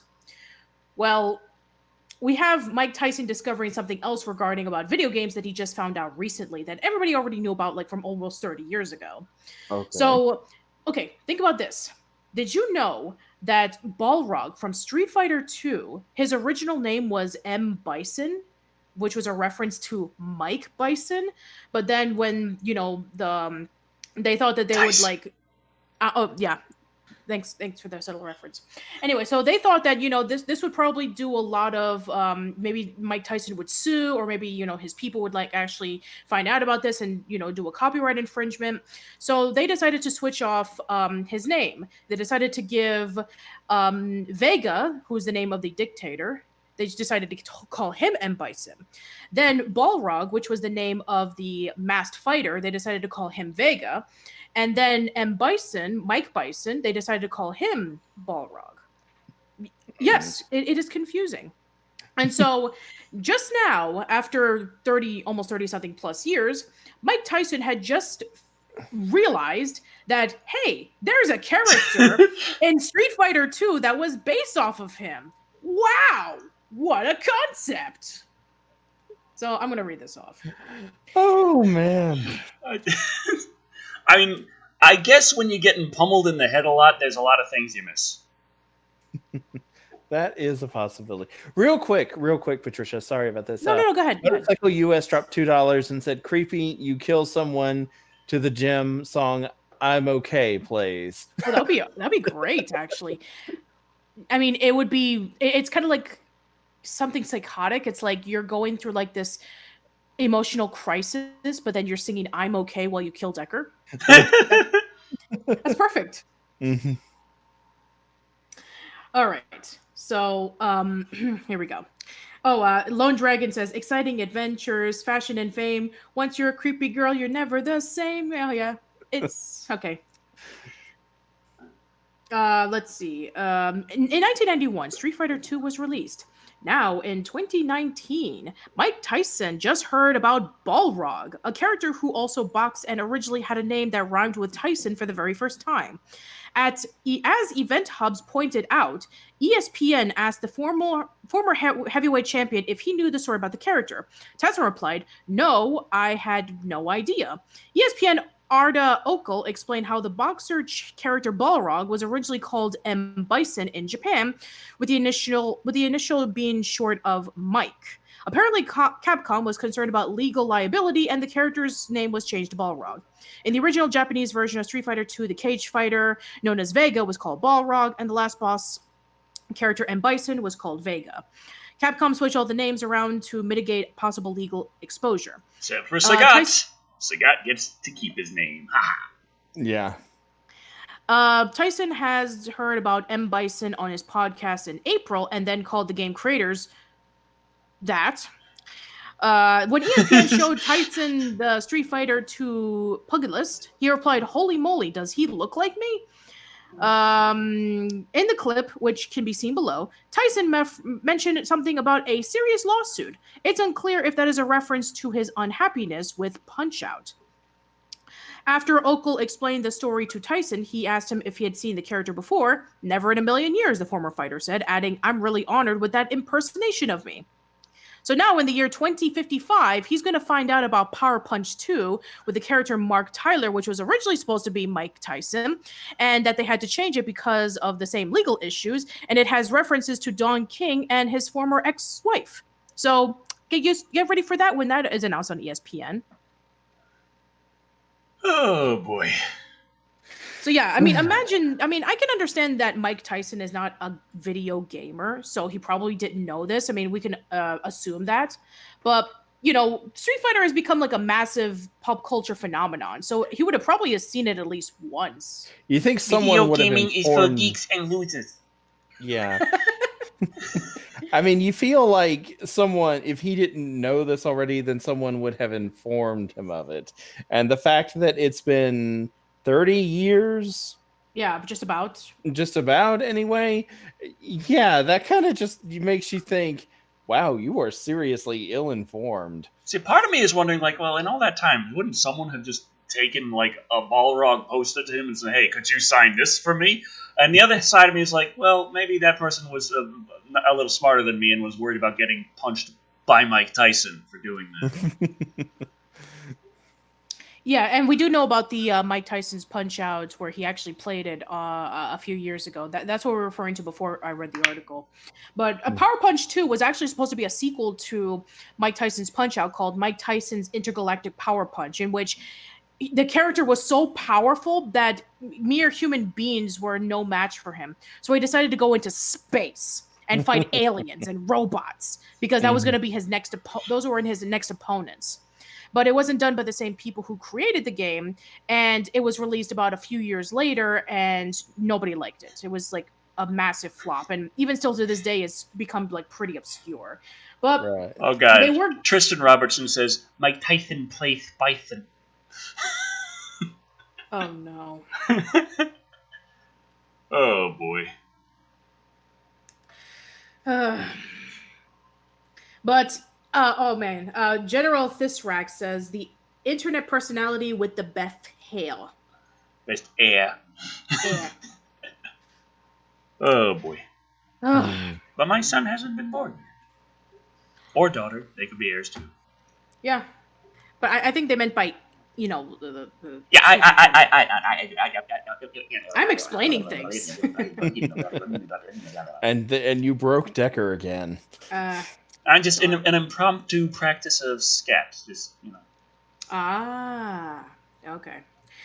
All right, so let's go over to our next article. So now I thought that this was a joke. I actually shared this to Decker, and he was like, "What? No, this can't be serious." Because, I mean, we've heard about something like this for a while, but then it was canceled. But then now they're bringing it back. So if you don't know what we're referring to, just a few days ago on Variety, Elizabeth Banks, the actress, is actually planning on doing another attempt of doing an animated series based off of the Flintstones. Yes, this is real. New Flintstone series in the works from Warner Brothers Animation, Elizabeth Banks Brownstone Productions. All right, go ahead, Creepy. All right. Warner Brothers Animation and Elizabeth Banks Brownstone Productions are teaming up for a new Flintstone series, Variety has learned exclusively, which means they got it from a third-party source. The project, which is still in early development, is described as a primetime animated adult comedy series based on an original idea. Okay, you've already shot yourself in the foot with that statement. Featuring characters from the Flintstones. The series will be produced by Warner Brothers Animation. No network is currently attached. The Flintstones originally ran for 6 seasons and over 150 episodes on ABC between 1960 and 1966. The series followed the misadventures of the titular modern Sonays family, comprised of Fred, Wilma, Pebbles, and family pet Dino.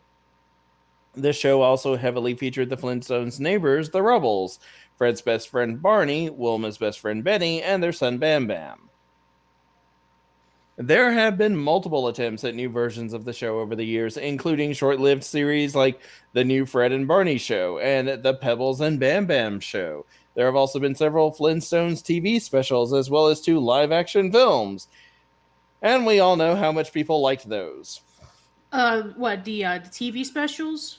I was speaking primarily of the live-action movies. But we do not bring those up. Seth MacFarlane also developed a reboot of the series for Fox back in 2011, but that project ultimately did not go forward.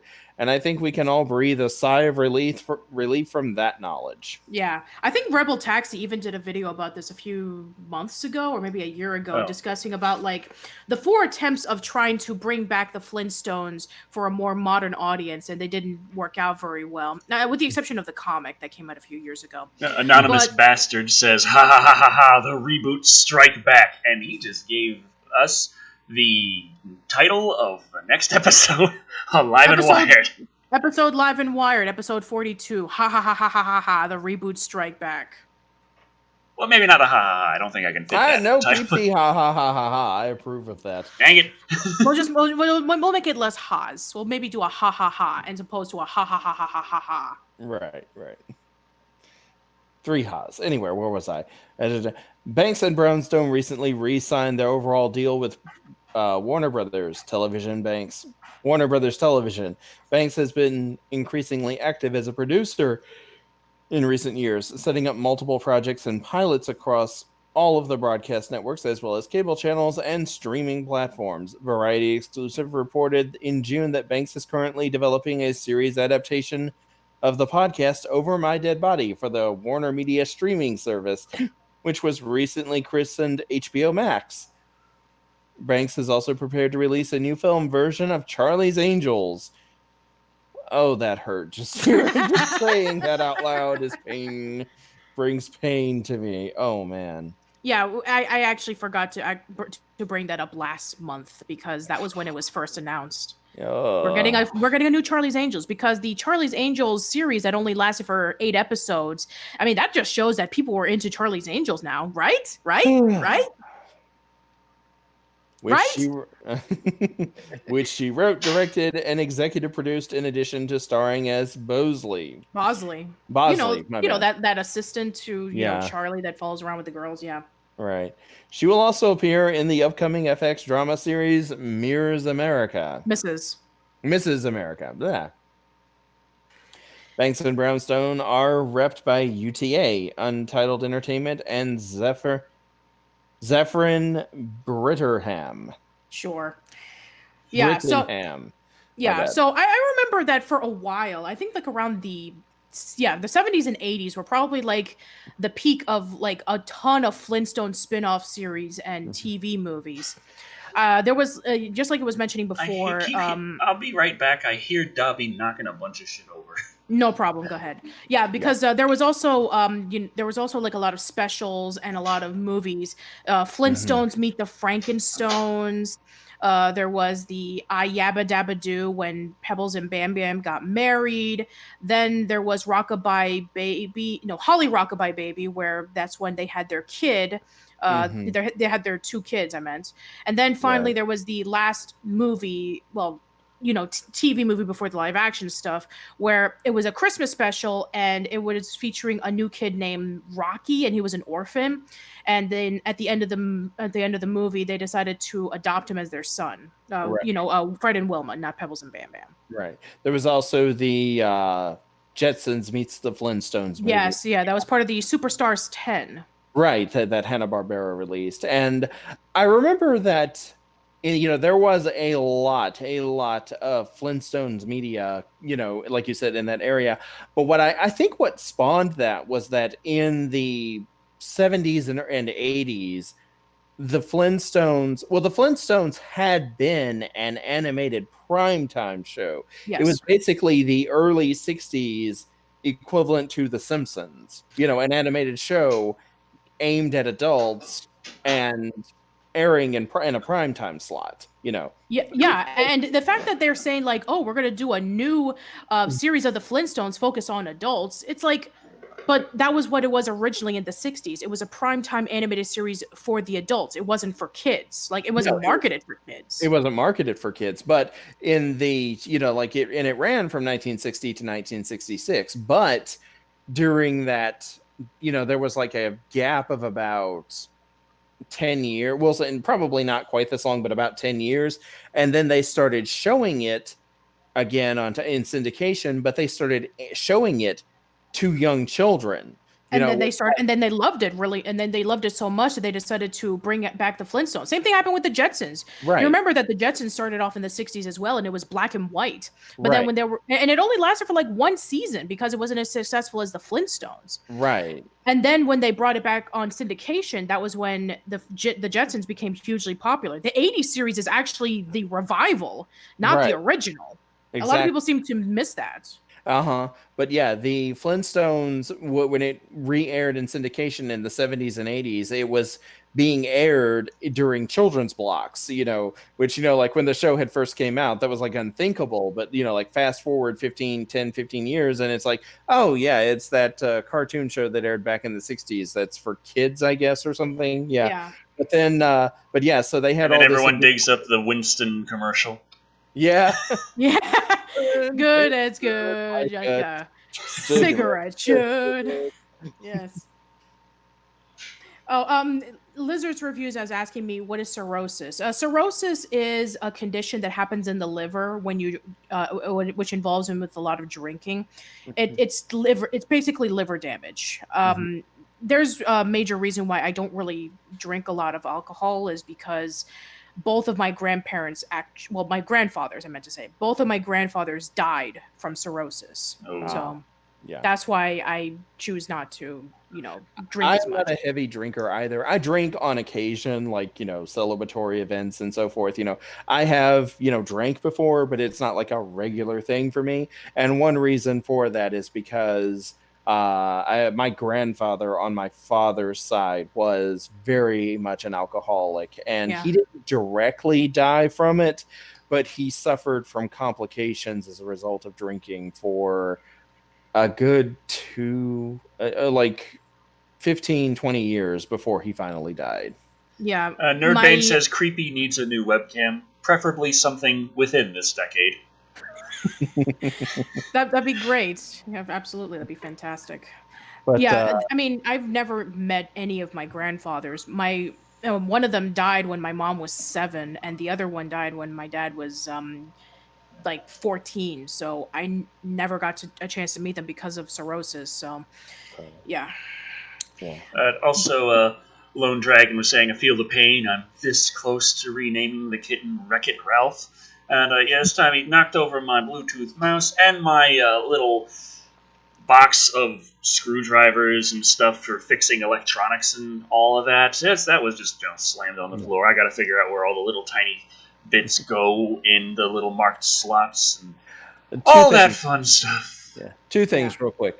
Iron Baron says, what about the fan-made theory that depicts the Flintstones as a post-apocalyptic world post-Jetsons era? I actually like the theory that the Jetsons and the Flintstones are happening at the same time. Like the Jetsons are like above the cloud bank, in this space. Well, they have those episodes where the Jetsons meet the Flintstones. Yeah, except that they thought it was time travel. Yeah, it's time travel. Time travel, my ass! I just went downstairs! Right. What if it was with that? What if the Flintstones are living on Earth with dinosaurs while the Jetsons are in space, living, in this futuristic technology? What if it's all happening at the exact same time?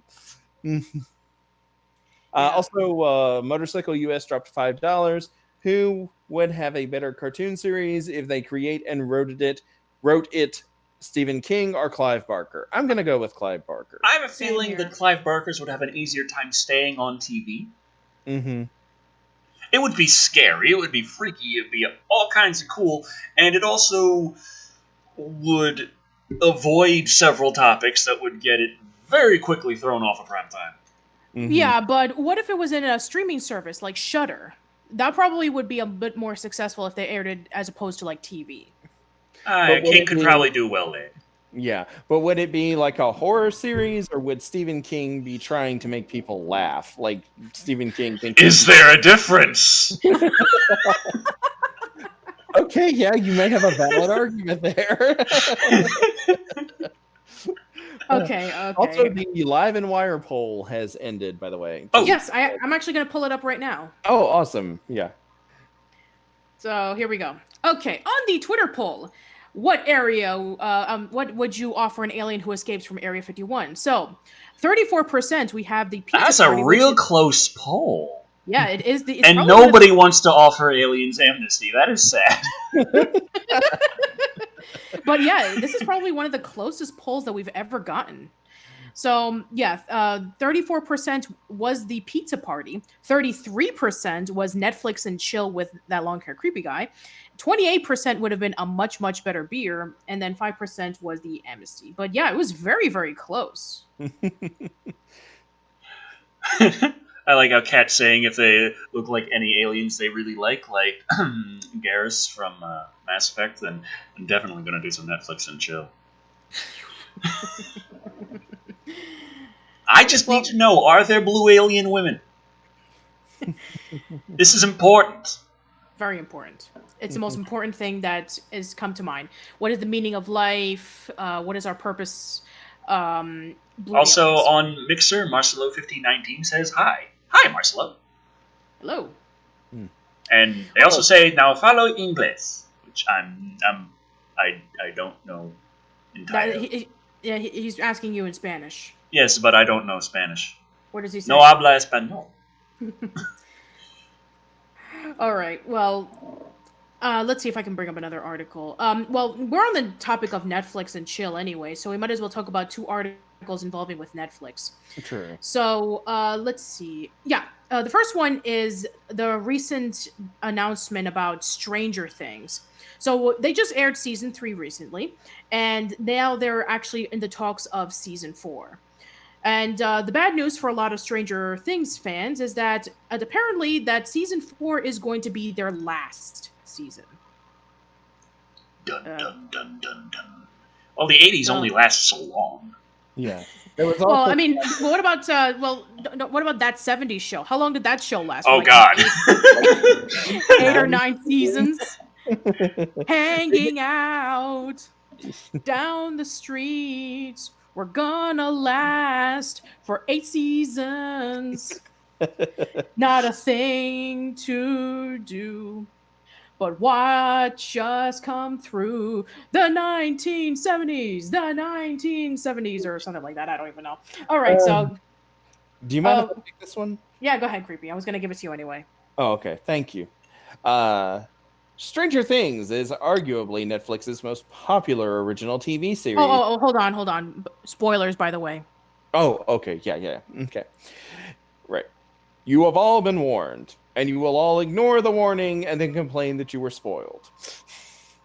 You simply had to log on to any social media site over the past weekend to see just how many people binged season 3 of the supernatural drama as soon as it came out, and I was one of those people. There's a general feeling that Stranger Things has a long shelf life. However, we're hearing that this isn't the case, and the show will actually reach its end. Hiccups. And the show will actually reach its end after the next run. We Got This Covered has been informed by a very reliable source that Netflix plans to wrap up the series following season 4. We're told that the original idea was to stretch it out to 5 seasons, something that also fits with what the producers have said, but all signs are now pointing to the show calling it quits after just one more run. This actually makes a lot of sense in many ways. For one, there's the question of continually increasing the stakes. Stranger Things 3 featured the Mind Flayer attacking Hawkins in the flesh, with the Russian government also involved. There's surely only so much higher that they can set the bar after that, right? The season 3 finale also ripped apart our heroes in a major way that'll be difficult to come back from permanently, not least Hopper's apparent death. Do we mention spoilers? Mm-hmm. A couple. We did. It's a little spoilinating. Outside of the narrative reasons, though, the young cast are not just becoming bigger and bigger stars, but they're also getting older all the time. Maybe it's blasphemy. People on movies and TV are not allowed to age. They're kept small through anti-growth hormones. Oh, great. Now I'm just thinking about that baby doll episode from Batman the Animated Series. All right. Sorry, Creepy. Go ahead. That's okay. But they're also getting older all the time. Maybe it's best to conclude the show while they're still teens to keep that core kids outsmarting the villains element intact. As for when this 4th and potentially final season could arrive, we know about as much as you do. Presumably, there'll be another 2-year wait, though, much like the gap between seasons 2 and 3, which means we might be saying goodbye to Stranger Things in 2021. That should give us enough time to prepare to leave Hawkins behind forever, right? Sure, why not? Right? Mm-hmm. Oh, and for all you people who are posting in the chat, I will never sing again. I'm very sorry. Just wait until they come out with the one set in the 90s, even Stranger Things. Or would, I don't know, if it's set in the 90s, then it would be like Stranger Things, yo. Oh, God. We're going to be going to watch Stranger Things over in our tubular TV. Called wicked shit. So, oh snap, this be all decent, right? How do you do, fellow kids? Yes. Motorcycle US gave go ahead. $2 saying Stranger Things kids versus the Losers Club. Who wins? My money's actually on the Stranger Things kids. Stranger Things kids are very good at outsmarting a lot of supernatural shit, but Pennywise, compared to the shit that the Stranger Things kids have been going up against. Yeah, but the Losers Club didn't actually beat Pennywise the first time. They had to come back and beat him again 27 years later as adults. True, which, yeah, so they had a... Yeah, I guess Stranger Things kids might have actually finished the job the first time around. Yeah, the Stranger Things kids finished the job. Like, when they're actually fighting the bad guys, they actually, beat the bad guys a few times. James Conlon asks, $5 super chat, question for all three. What is your favorite dinosaur? Parasaurolophus.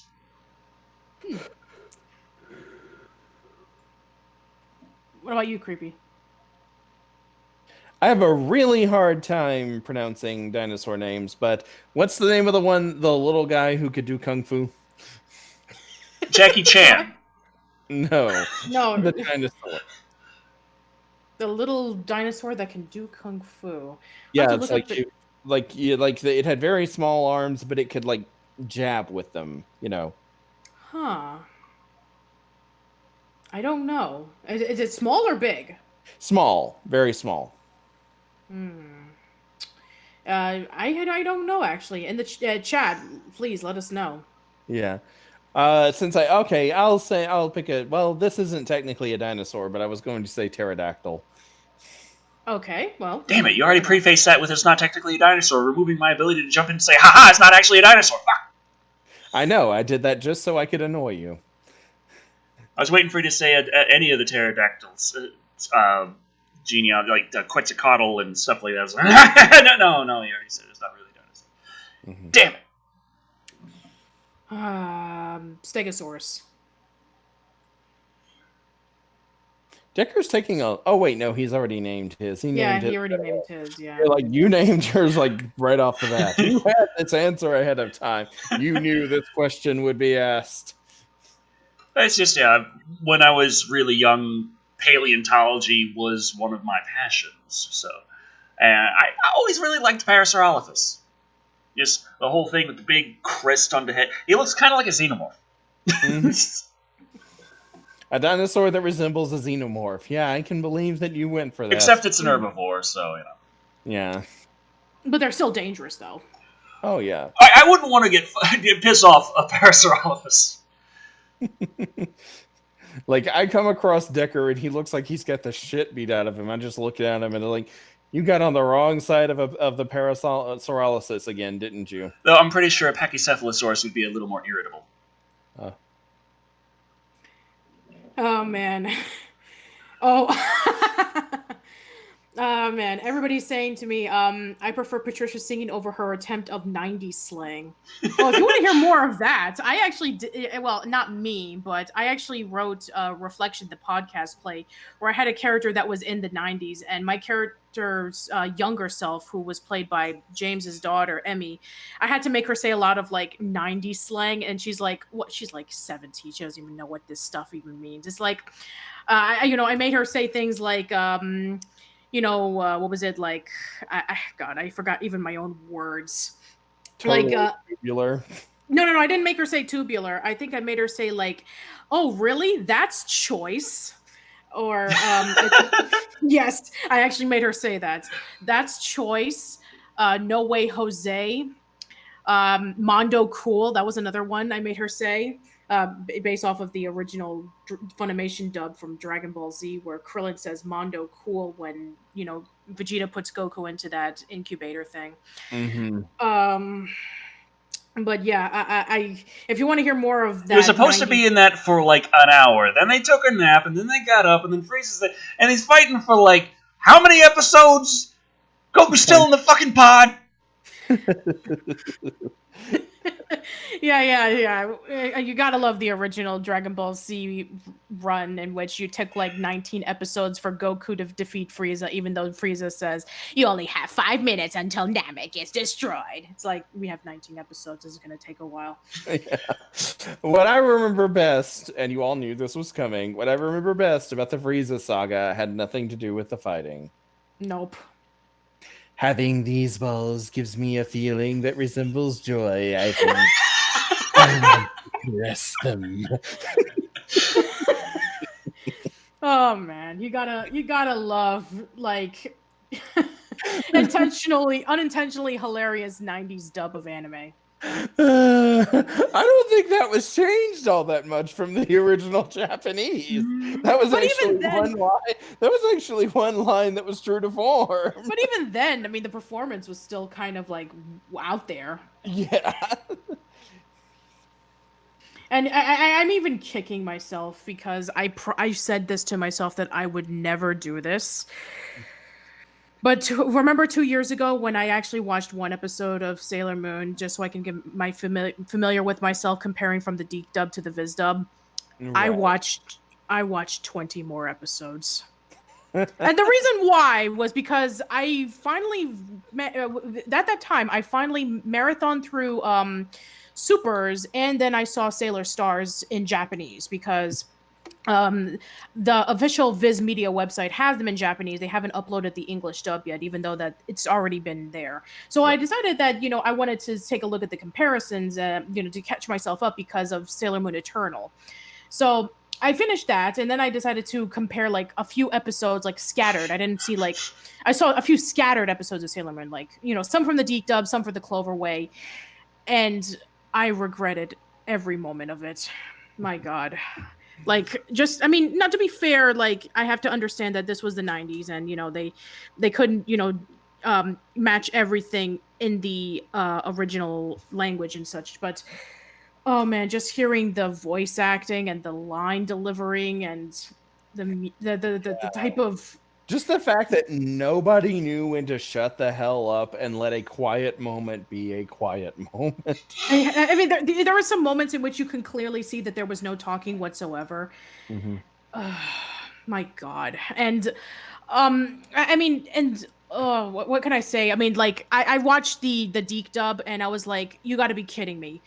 When I saw the first episode again, they were like, they spoiled the plot twist in the intro twice. The whole mission of, hey, we need to find our princess. You revealed it in the opening. Yeah. Twice. Yeah. And so like every time you watch an episode of the Deke dub, you see Serena transform into the princess twice. That's not even the worst part. In the first episode of the Deke dub, they give you this stupid convoluted intro of explaining about Silver Millennium, even though we weren't supposed to know about Silver Millennium until like 20 something episodes in. Pardon me? And then explaining about like 1,000 years ago, this beautiful place in the moon, Silver Millennium, and then the we have the princess, and we have the prince, and they fell in love, and then there was this evil that came about, and the guardians and the prince and the princess were all scattered, and then they reincarnated. That was like, oh, you just spoiled what the main plot twist was in the intro of the first episode. Right. Good job. I mean, I assume that they thought that kids were idiots and they weren't going to actually get the true stuff. It's like, hey, why don't we just watch the episodes week by week and actually find out what is going on, like an actual good show would give you. But yeah, no, of course not. But and hell, yeah. I spoil, like, one of the things that I go out to do in my movie reviews is pretty much spoil every movie I talk about. But if a spoiler is kind of important to understand the pacing of a movie, I don't mention it in my intro to the review. Right. Hello, World Wide Web. I'm Decker Shadow, but the butler did it. We're going to take a look at this.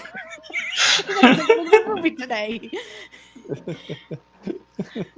And then they had to. The first thing that you see when you see the Deke dub is that they have that stupid Star Wars text in the front of what the show is about. That is just, oh my God. Yeah.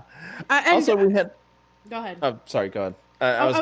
I'll read it. $10 from James Conlon. So the reason I asked was because I wanted to know who was excited for Genndy Tartakovsky's new animated series Primal. Also, when are we going to get some more dinosaur movie reviews? LOL. I'd really like to do another Dino-Sember. Those are always fun. Well, not always. Sometimes I get really crappy dinosaur movies, but usually fun. Anyway, Cats, Luciana says, creepy Patricia, you guys and I should talk about Sailor Moon and the dubs. We actually did do a Sailor Moon podcast 2 years ago, but Yes, I am planning on doing another one when Sailor Moon Eternal comes out because I've never seen the movies. So Patrick Johnson says, wow, Patricia's surprisingly passionate / salty about this. yeah, Yes. where Decker is passionate / salty about horror movies, I am about various TV shows. So. Horror movies. I thought you were going to say, like, alien women. Well, you're not salty about alien women, though. Mm-hmm. The lack of representation in sci-fi, wearing revealing enough clothing. That pisses me off. Clearly, you have never watched Lex. I have started to think that maybe you need to watch Lex. Yeah.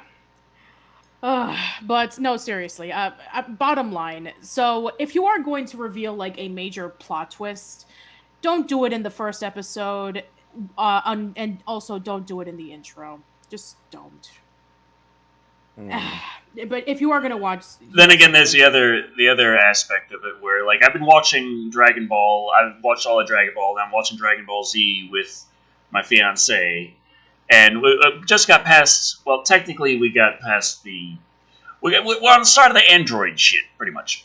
Oh, you're okay. You're in the Android side. Right. But so we were watching through the Frieza saga, and there's the part where Goku goes Super Saiyan, and always in parts like that, the narrator explaining what's happening at the end of the episode doesn't seem to really get it. Has Goku really gone Super Saiyan? I mean, he's got real buff all of a sudden. He looks like he's on fire. His hair's turned gold. His eyes are bright as blue. And he's like, I'm fucking Super Saiyan. Everyone's like, I'm fucking Super Saiyan. He's like, holy shit, Goku's Super Saiyan. Frieza's terrified. They're like, oh my god, he's gone Super Saiyan. But has he really gone Super Saiyan? I remember hearing that in that episode, and I was just like, why the hell are you asking this now after everyone has just said that Goku has gone Super Saiyan? Yeah, that's like the equivalent of, Pennywise the Clown showing up in the scene where, he's, giving Georgie his boat back, and he's like, hey, you want a balloon? Oh, do balloons float? It's like, then we have the scene that's like, will Georgie get the balloon? And then the moment that you see it, he's like, he reaches down to try to see if he can get it with the teeth coming out. And then it's like, who is this mysterious creature? And then it's like, it's a clown. We know what it is. It is a clown. We saw it. We saw it earlier in the film, and it killed a kid. It's a clown. We're just gonna have Anyway, so where were we again? Oh yeah, that's where we were talking about like what was it? Dragon Balls. Can I mention also the Garlic Jr. fucking storyline in Dragon Ball Z came out of nowhere. I've been watching the entirety of Dragon Ball from start to finish so that when I would watch it, I wouldn't feel like I missed a bunch of shit and this is just disjointed, and that's entirely what I got out of Garlic Jr. The Garlic Jr. was something that they inserted into the show to pad for time. Yeah, that's pretty all much. it is. Yeah, Charlie told me it was actually kind of a pseudo-sequel to a movie in the episodes.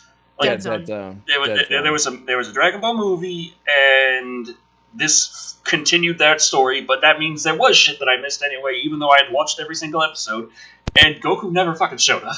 And I'm like, what the hell is going on? Your guess is as good as ours. I mean, so yeah, I think that lesson learned here, kids. If you actually want to see if you want to actually see something and you're invested in it, just be careful not to, watch spoilers that tend to show up unknowingly.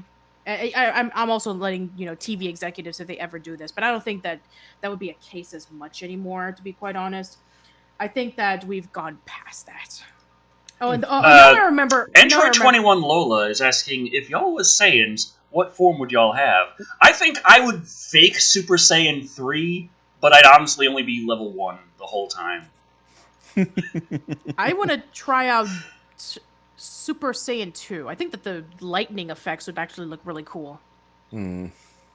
I would be Super Saiyan level 4. Oh, of course. Super Saiyan 4. The one with the hairy chest and the tail. Yeah. That makes sense. I mean, really, or is anyone surprised No, not really. seriously. No, not at all. Now I remember why we were talking about this 90s slang. Because I gave my my actress from my podcast play 90s slang, and I mentioned Mondo Cool, and that's why we got into this tangent. Right. So you know that long list of topics that we were supposed to talk about, most of which deal with San Diego Comic-Con? Oh yeah, that's right. We were supposed to talk about that. One of the things that I got pictured in the title card, it's small but it's there, is that Switch Lite. Oh yes. So let's talk about that. Oh, and final lesson. If you are gonna ever watch, DBZ or Sailor Moon or anything like that, watch DBZ Kai. Trust me, you'll save a lot more time, and it's better presented. God damn it! Yeah. Now you tell Decker this. I've been spending months watching this shit. You should have watched DBZ Kai from the beginning. Yep. Oops. Okay. Let's continue. Oh, and I'll talk. Man. Oh, and as for podcast cats, I'll definitely talk about Sailor Moon Crystal another time. Anyway, Right. Let's continue. Okay, Nintendo Switch Lite. So go ahead, Decker, read this one. Nintendo has announced the Switch Lite, as opposed to the Lite Switch, a new Switch that supports handheld mode exclusively. The Lite launches on September 20th with a suggested retail price of $199.99. Okay, there we go.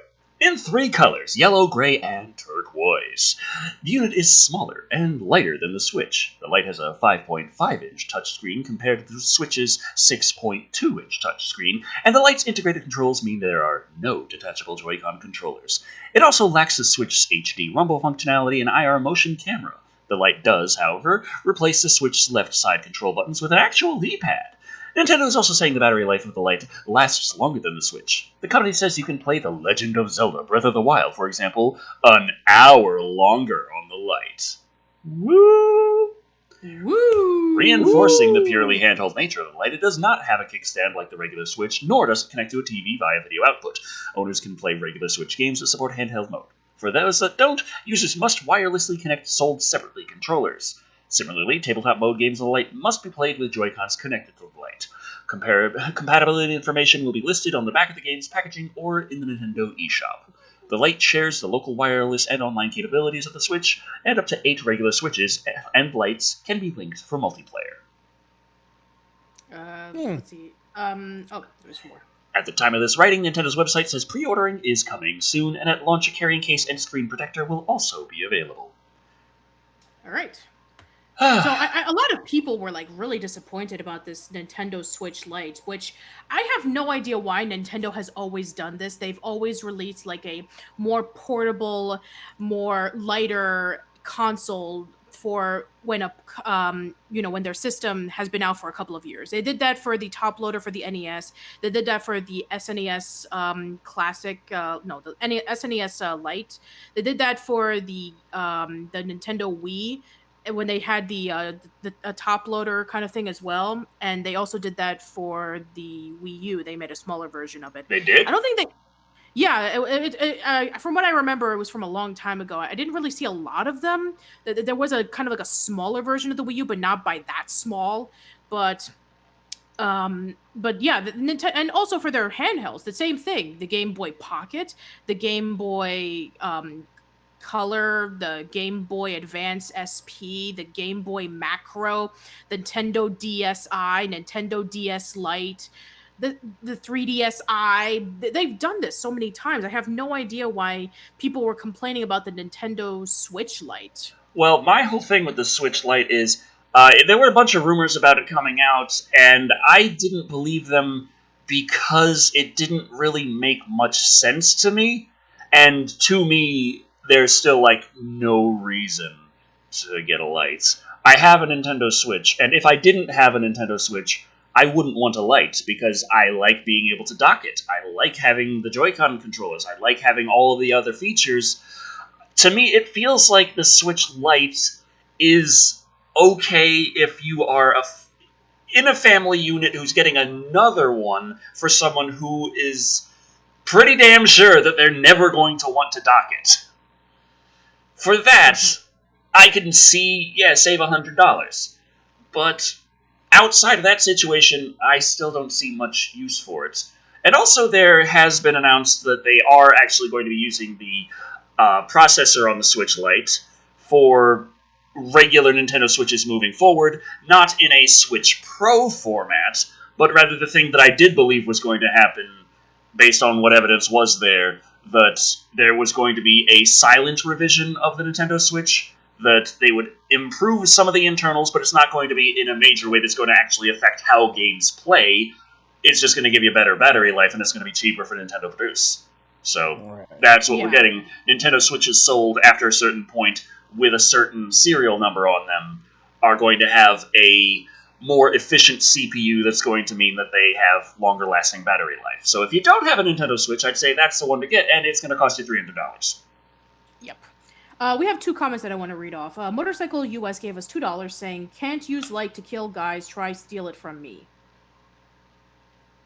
And we have San Miguel who asks, "Why do you continue to upload to YouTube when they treat their content creators like trash? By the way, do you have a Patreon I want to support?"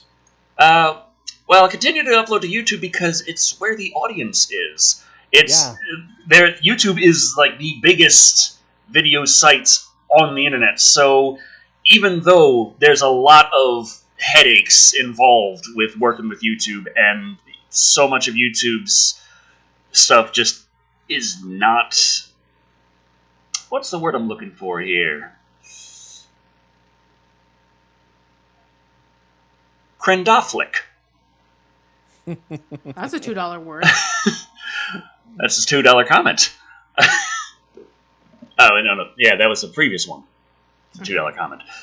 And I still don't understand what it means. Use Lite to kill guys to try to steal it from me. I'm not sure. But the whole thing with uploading to YouTube is like, I want people to see it, and the most people who can see it, YouTube's still the best platform, even with everything just being so frustrating. YouTube still, overall, is the best platform if you want to be a video producer. Right. Things could be a lot better, but even with all the pain in the ass stuff, it's still the best platform. Answer, do I have a Patreon? Yes, I have it linked at the end of pretty much every single video I put out, and in the description. Also have a subscribe star, and the monthly rewards for that. I think that YouTube has sent me an email saying that I can actually add tiers to the YouTube membership, so I might see about putting the other monthly rewards that are exclusive to Patreon into the YouTube memberships, if I can get the tier system figured out. So, there's that. So I got the YouTube memberships going right now that are currently only $5, and $5 memberships with only one reward where... Yeah, I should finish what I'm saying real fast, because I'm taking up way too much time on this. Hi, Tara. Hello, Tara, in the corner there. Hi, Tara. Hello. Tara. What's she looking at? She came into the room to look out the door. Yes. But yeah, on the topic of YouTube being a pain in the ass, the Glass review is finally out of copyright purgatory. I just got to get it posted everywhere, but I'm going to have to wait until after Live and Wired to do that, because I'm kind of busy right now. Mm. Yeah. Also, Creepy has a Patreon as well. Patricia, how about you? I don't have a Patreon yet. I don't know if anybody would be even remotely interested. I think I did post a poll a few years ago by, if anybody was interested, and then most of them were saying yes, but a lot of them said that they couldn't pay for it. So I was like, yeah, I probably wouldn't want to do that anyway. So I probably will in the future, but not right now at this moment. Right. All right, so I want to bring up the second Netflix thing. That is coming out, besides what we just talked about earlier. So the first Netflix news was about, Stranger Things. Now we have our second bit of news, and it's also about video games again. So we have another Netflix series. This time we're going to be having a Netflix series based off of Cuphead. Cuphead, the excruciatingly difficult video game, is coming to Netflix as a TV show. So it's my turn. The video game Cuphead wouldn't exist if it weren't for vintage cartoons, namely the wacky, even sadistic cartoons of the 1930s. With this escape from Satan setup, the independent game channels the insanity of Walt Disney Pictures, Silly Symphonies, and the surreal round of the edges work of Fleischer Studios. You may know Fleischer Studios for like Betty Boop and Popeye. Audiences responded, and the game, available for the Xbox One, home computers, and Nintendo Switch, has sold more than 4 million copies globally since its 2017 release. Now, the modern interactive take on retro animation will be joining the ranks of more traditional media that inspired it. Netflix has signed on to bring a life to the Cuphead animated series. While a premiere date has not been set, Dave Wasson, a veteran of the recent Mickey Mouse short, and Cosmo Sergeson, a principal on Netflix's upcoming Rocco's Modern Life static Cling. Wujita commented, "Will it be difficult to watch too?" Will we get past the intro? Do we have to do like a whole bunch of jumps so we can get past the intro? Turn the show on, lasers just fire out of your TV. Yeah, and at the end credits, you have to shoot all the names of the people and get a high score. And if you get a high score, you'll move on to episode 2. The series will aim to channel the spirit of 30s era works, but certainly won't be recreating them. One probably shouldn't expect the questionable gender politics of a silly symphony such as King Neptune or the Kafka-esque journey and hellish images of Fleischer's Swing You Sinners. The thing that really makes the cartoons of this era so special is that they were created from pure inspiration, Wasson said. The medium was pretty brand new, so there was a lot of experimentation as the animators and directors were figuring out what worked. They tend to be some of the wildest and most surreal. It was not yet a medium that was thought to be for children, it was aimed more for adults. Consequently, there was a lot of sexy, outrageous stuff in them. Yeah, watch the original Betty Boop cartoons and you'll find out what they mean by that. Mm-hmm. In the game, Cuphead and his brother Mugman, their names accurate descriptors of their look, are unlikely heroes. Are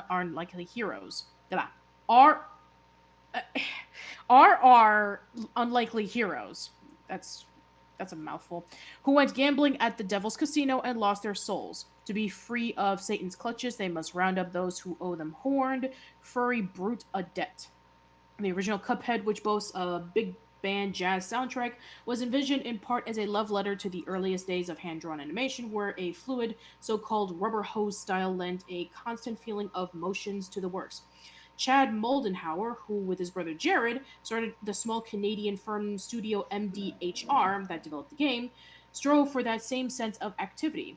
But the Moldenhauer brothers emphasize insane, excruciatingly difficult action rather than narrative. The characters Cuphead and Mugman do battle are always with Wild, a pair of cannibalistic boxing frogs that turn into a slot machine, or a mermaid turned Medusa who can use fish-like machine guns, but the tales behind those creations largely live in the player's imagination. The TV show, said Chad, may refer to certain events and characters from the game, but the goal isn't to recreate the latter story of two siblings working to pay off a devilish debt. They exist in the same world, but we don't want any timeline mashups. We want the cartoon to stand on its own and the game to stand on its own. After all, that's what people care most about in Cuphead is the continuity. Yes. Wasson and Sergeson said that the show will be crafted with a mix of modern and old-fashioned approaches. They said the loose rubber hose look, as well as backgrounds crafted with the use of stereoscopic stop-motion techniques. Sergeson said the two want a sense of anarchy, but Wasson added that it will feel of the moment rather than choppy and experimentally surreal that it was the 1930s. While our team of cartoonists will be inspired by the shorts of that time period, our storytelling will be more contemporary, Wasson said. As opposed to the stream of consciousness, fever dream logic of the 30s shorts, our stories will have definitive beginnings, middles, and ends with clear and relatable characters and goals and stakes. There will be wild slight gags and physical comedy, but much of the humor will be derived from the characters' personalities. Chad said he and his brother weren't actively pursuing an animated series. The studio is busy working on updated content for Cuphead. It was Hearst Entertainment's group King Features, an agency that represents Cuphead's influences such as Popeye and Betty Boop, that saw a TV series in the game. While King has been licensing Cuphead merchandise, it was King's recently appointed president C.J. Keltler, who is also the executive producer of the Netflix well-received game-inspired show Carmen Sandiego, who spearheaded the creation of Cuphead. When I came in, the team already started to partner with Studio MDHR. I remember walking in and seeing the visuals of Cuphead. I said, we need to talk to the brothers because this is television.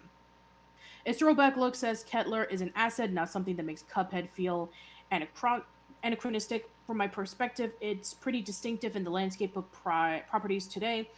It's incredibly appealing and relatable characters, she said. It's got great physical comedy, gorgeous production design, and really important, this is very authentic reference to the golden age of animation. While Chad thinks that the game's appeal was making decades old animation fully playable, the focus now is fleshing out the contrast between characters, the semi innocent, a bit oblivious Mugman, and the more devious Cuphead. Kettler is well aware of the current trend of making television interactive, including Netflix's experience with Black Mirror, which, by the way, if you're wondering what Black Mirror is, that is a Steven Spielberg production involving with a horror anthology series that you can only see around midnight. And Puss in Boots, trapped in an epic tale. But she stressed her goal isn't making television more game-like or creating a TV series, we're not creating the game. So there you go. So Cuphead into a series on Netflix. So there you go. Awesome. Yeah, that should be really cool. I'm actually curious to see what happens. See, I don't know. I'm like, that's nice. I don't think I'll ever watch it, but that's nice. Mm-hmm. Jesse Guajardo asks, "What happened to the Rocco's Modern Life movie?" It'll be coming out this August, so stay tuned.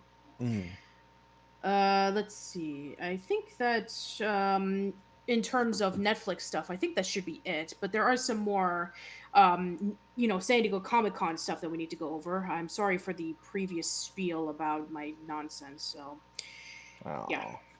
Yay, nonsense. Okay. Yeah, I'm sorry. I mean, considering the amount of nonsense that comes out of Decker's mouth and even mine occasionally, I think you're forgiven. I guess so. But... No, guess so. You are not allowed to guess so.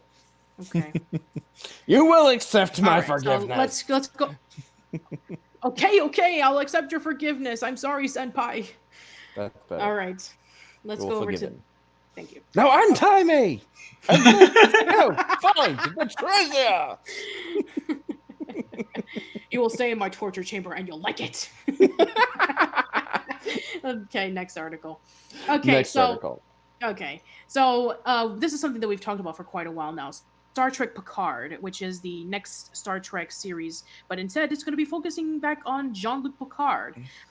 This time we have a trailer, and we're going to be talking more about it. So, Creepy, it's your turn. Alrighty then. I just want to take the time to mention that everyone using FaceApp and like, oh my god, everyone is going to be all wrinkly and horrifyingly gray and mush when they get older. They pretty much had professionals age Picard in an early episode of Star Trek. There was a movie or an episode. I can't remember. It's hard to keep track of some of those Next Generation things. Some of the movies seemed like just TV episodes, but either way, some of the TV episodes almost were as good as movies. And one of them, they aged him quite a bit. And they're like, this is how he's going to look in like 40 years. 40 years later, he still looks the same. San Diego Comic-Con's Hall H has a surprise cross-generational Star Trek reunion Saturday, which series regulars Brent Spinner, who portrayed Lieutenant Commander Data on Star Trek The Next Generation, and Jerry Ryan, the Borg 7 of 9 on Star Trek Voyager, appeared on stage alongside Patrick Stewart just minutes after the surprise reveal that they will appear in his highly anticipated new CBS series, Star Trek Picard. The first ta-da moment... ta-da! arrived when the panel screened an exclusive trailer for Picard, which begins airing in 2020. Among the sci-fi action featured in it, Stewart, in character as his iconic TV and movie character, Captain Jean-Luc Picard, is shown in his... Enterprise. Sorry. Force of habit. Yeah, I know what you're referring to. Is shown in his Italiante villa, pouring himself a generous glass of scotch. A woman's voice is heard behind him asking, "What do you think you're doing out here? Saving the universe?" Smash cut to 7 of 9, who has apparently let herself into his house. Okay, there we go. I had to skip over to the trailer because that was playing. Earlier in the trailer, Picard mentions how Commander Data sacrificed his life for the captain. At the end of the trailer, Picard is shown peering over a hand of cards. He says, "I don't want the game to end." Data is revealed as his opponent. "I know," the cyborg says. Or should I have said that? "I know." I know. Well, does he have his emotion chip in right now? Yeah, Data is essentially like our Spock of the series. Somebody who has no emotions, except that, there's a difference. The only difference is that, Spock and, Data is a cyborg, so, there's a difference. But anyway, continue. Emerging on the stage, along with Jonathan Del Arco, who played Third of Five on New Generation, and who will also appear on Picard, though he wasn't in the trailer, Spinner joked, "I didn't know I was in this." Asked how he wound up on the show, he jokingly continued, "I first heard there was going to be this show Picard," he said. "I called the producers and said, 'Do you have anybody for the role of Picard yet?' They hung up on me." I spoke to Patrick, and he said there's a possibility. "Would you think about coming on to the show?" I said, "I don't think I could do that." He started crying. I just couldn't take it. "No, actually, I spoke to the powers that be," Spinner said, finally shifting gears. "The show has an incredible bunch of writers and producers. Standing next to Picard again on a set, I couldn't say no to that. Then there's fans to think this was going to happen and I was going to be there. Of course I was going to do that." Ryan, for her part, was at a concert at the Hollywood Bowl with one of Picard's supervising producers, whom she described as a friend. She said they downed 4 glasses of champagne before he made the professional overture. "I never thought anything would come of it," she said. "But I kept hearing about it, and it happened, which was cool." The show's producers also revealed that Martina Sirtis, Counselor Deanna Troi, on New Generation, will also appear on Picard, and that Jonathan Frakes, Commander William Riker on New Generation, better known to me as Xanatos, will direct several episodes of the new show. Asked how it felt to reunite with so many old friends on set, Stewart could barely contain his glee. "You've got to get your laughing gear in place," said the British actor. The British actor said, "We have more fun than really should be allowed in a very expensive series." Oh, a lot of people are saying like, "Oh, Data's not is an android, not a cyborg." Hey, we're just reading what it says. So, and also, we already know that Data blew up. But if you look at the trailer, spoiler alert. Okay, fine. Spoiler alert for a series that's almost 30 years old. Sorry, Decker. But yeah, there you actually do see in the trailer. Spoiler alert. That we do see Picard looking at Data, and he's in pieces in a drawer. And I guess, that scene in which when Data's playing cards with Picard and Seven of Nine, it's like toward the end of the trailer, which we can assume is probably like a later episode in which maybe he put them back together. I'm not sure. But yeah, that should be it for now. I don't know much about what the rest of the stuff ensues, but that is it for Star Trek Picard until we get more information. And let me see. And we need to talk about the other thing that was in the title card, Decker. So in the title card, we already talked about like the Nintendo Switch, the fact that Google was dying. But there's also something else that we need to talk about. And I know what I'm sure you probably know what we're referring to. That other... there's 2 things that in the title card that we haven't talked about yet. Okay, fine. There's 2 more things, but let's talk about the first thing of the 2 things. So let's talk about the possibility of a Nightmare on Elm Street reboot.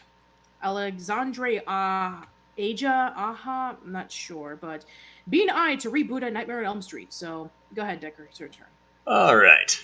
High tension in the Hills Have Eyes director Alex.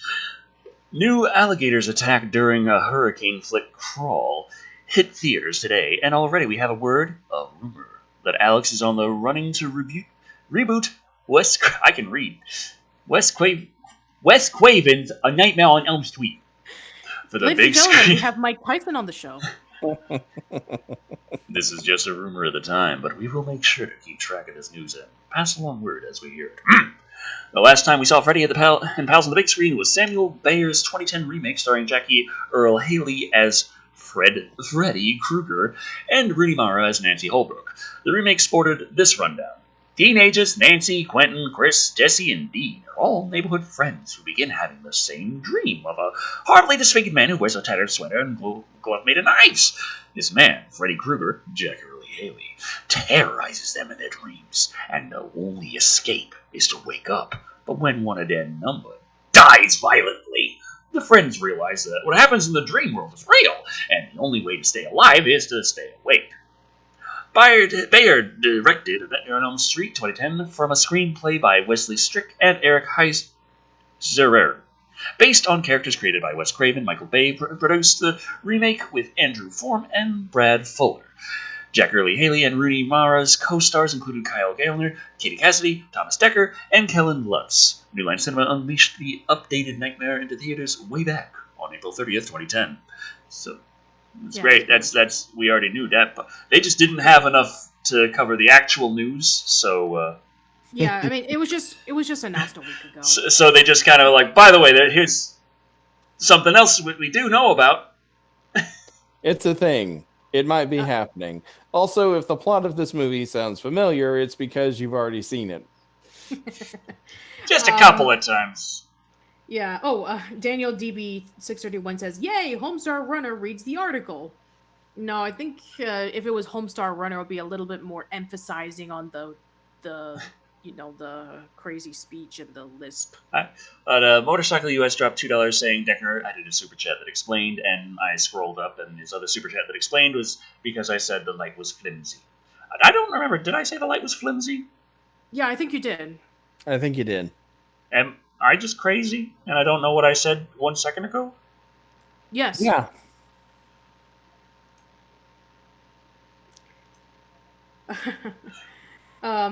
Let's see. What was I gonna say? Oh yeah. Now let's go over to the second thing that was actually in the title card. So, yeah. Oops.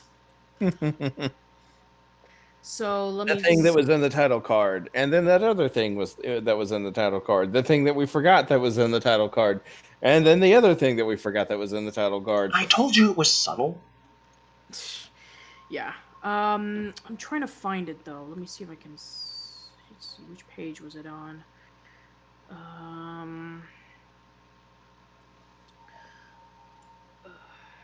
And Demon Orc on Twitch is saying another fucking reboot of Nightmare on Elm Street. The 2010 Freddy looked like the Michael Jackson version of Freddy Krueger. Oh no. Now, I wouldn't have minded if that Freddy just broke out into a dance number, to be honest. Oh, that would be. It would have made the movie watchable anyway. Sure.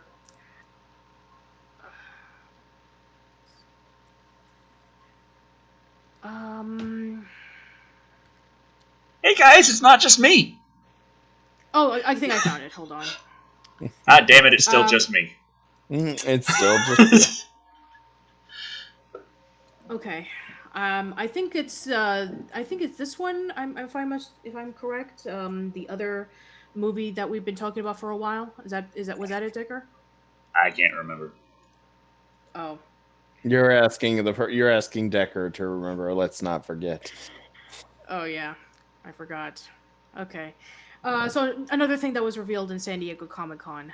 So and we have another character that was originally in one movie, and he's going to be reprising himself in another movie that we've been talking about for a while. So in Terminator 2, we've had Edward Furlong, and he was John Connor, but now he's going to be reprising his role as John Connor in Terminator Dark Fate, a movie that we've been talking about for quite a while now. Okay, but that wasn't in the title card. Oh, yeah, right. I'll have to actually find the other thing that I posted, but since I have it up, you can read it, Decker. I'll need to actually look for that article. They're back. Arnold Schwarzenegger and Linda Hamilton got a hero's welcome in Hall H of the first major panel of this year's San Diego Comic-Con. Series creator and Terminator Dark Fate producer James Cameron kicked off the event via live video chat from the New Zealand set of his upcoming Avatar sequels. He came with the news that actor Edward Furlong, who played John Connor in 1991's Terminator 2 Judgment Day, would be back as the character for the first time in 27 years. I hope he's past all the drug abuse, but The actor had largely fallen out of Hollywood after dealing with addiction issues. Well, okay. And so far, he has not appeared in marketing materials, including footage screened for the packed Hall H presentation. But he's back. Yeah, sort of. Guess who's back? Back again. Dark Fate, which director Tim Miller confirmed would be rated R, also sees Linda Hamilton return for the first time since 1991's Terminator 2 Judgment Day, and is billed as a direct follow-up to that film, ignoring the 3 Terminator movies that have hit since, as we would like to forget about them. Cameron noted that he wrote Hamilton a long email rambling, detailing both pros and cons for why she should join the project. I think the key point is the pro column was people love you in this character, said Cameron. It was so iconic, and I think the fans just want to know what's she like now. What's her life been like in the meantime? Cameron produced with Deadpool filmmaker Tim Miller, directing a cast that also includes Natalia Reyes, Mackenzie Davies, Gabriel Luna, and Diego Boneta. The panel showed off an extended scene with a Terminator, Luna, hunting down a young woman named Danny under the protection of an enhanced human from the future named Grace. Sarah Connor saves the day at the last minute, coming in with guns blazing. They don't know who she is, and later in a safe house she explains her backstory in a bit of dialogue that reveals that this is not the first Terminator Connor has fought since her T2 days.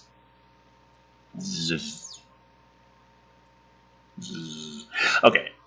My name is Sarah Connor. August 29th, 1997 was supposed to be Judgment Day. My son and I stopped that. We changed the future, saved 3 billion lives. You're welcome, she says. Since then, I hunt Terminators. Enough of a resume for you. Other revelations from the footage, which has not been made available online, include that Schwarzenegger's T-800 goes by the name of Carl.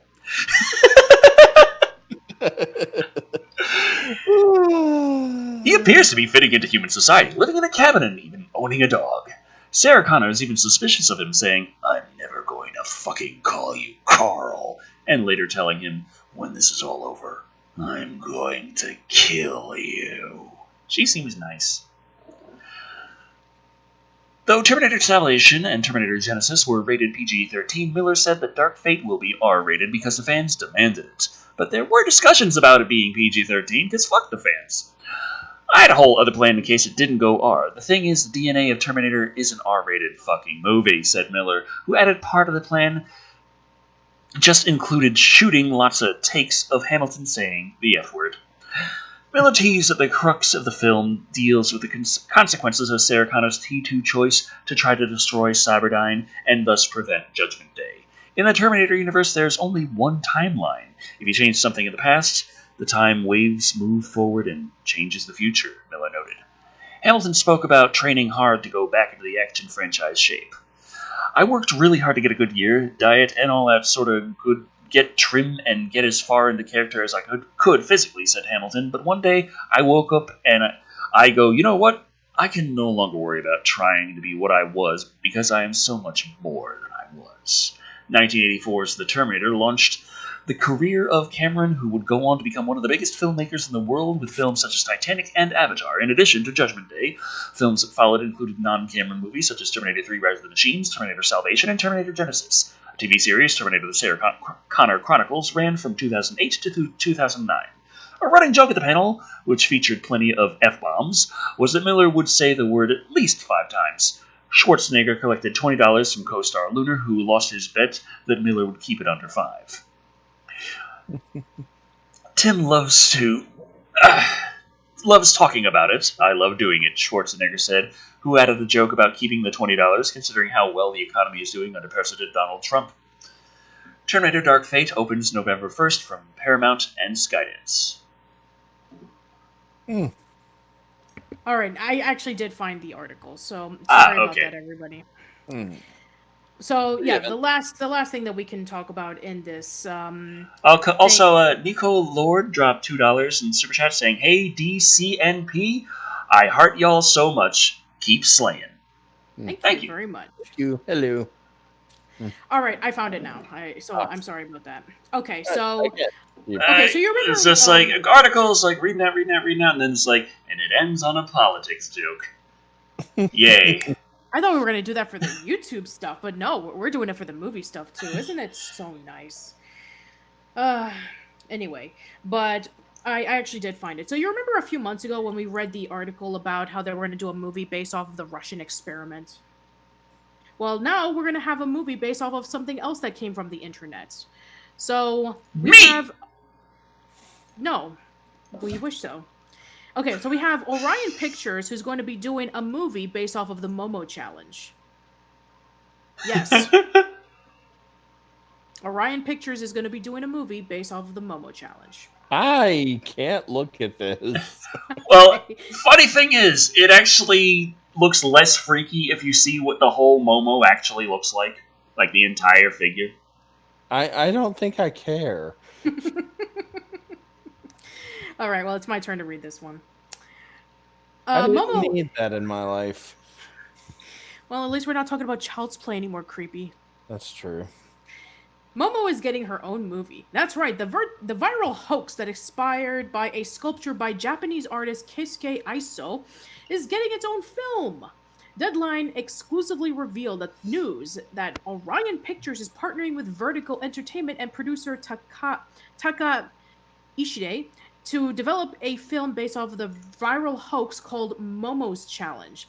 In 2018, parents were warned that harmful messages were hidden in YouTube videos. The messages reportedly gave instructions for self-harm. YouTube later dismissed the reports as a hoax, but the damage was already done. Momo had gripped the internet and became its own urban legend. The original ISO sculpture was part of a gallery exhibit in Tokyo in 2016. It was a depiction of a venomous child-snatching bird rooted in Japanese folklore called Yubume. This is the latest project of Vertical Entertainment's Roy Lee and Ishii, the same team who brought you The Grudge and The Ring to the franchise, which in our last episode of Live and Wire, we actually discussed about the other movie that is going to be done by the same guy who did those films. We already talked about that. Lee is also responsible for producing New Line's hit It and It Chapter 2. Momo is the inspiration for another upcoming film called Getaway, which is from Imagine Content and November 11th Pictures and stars Steph Beaton and Alex Brown.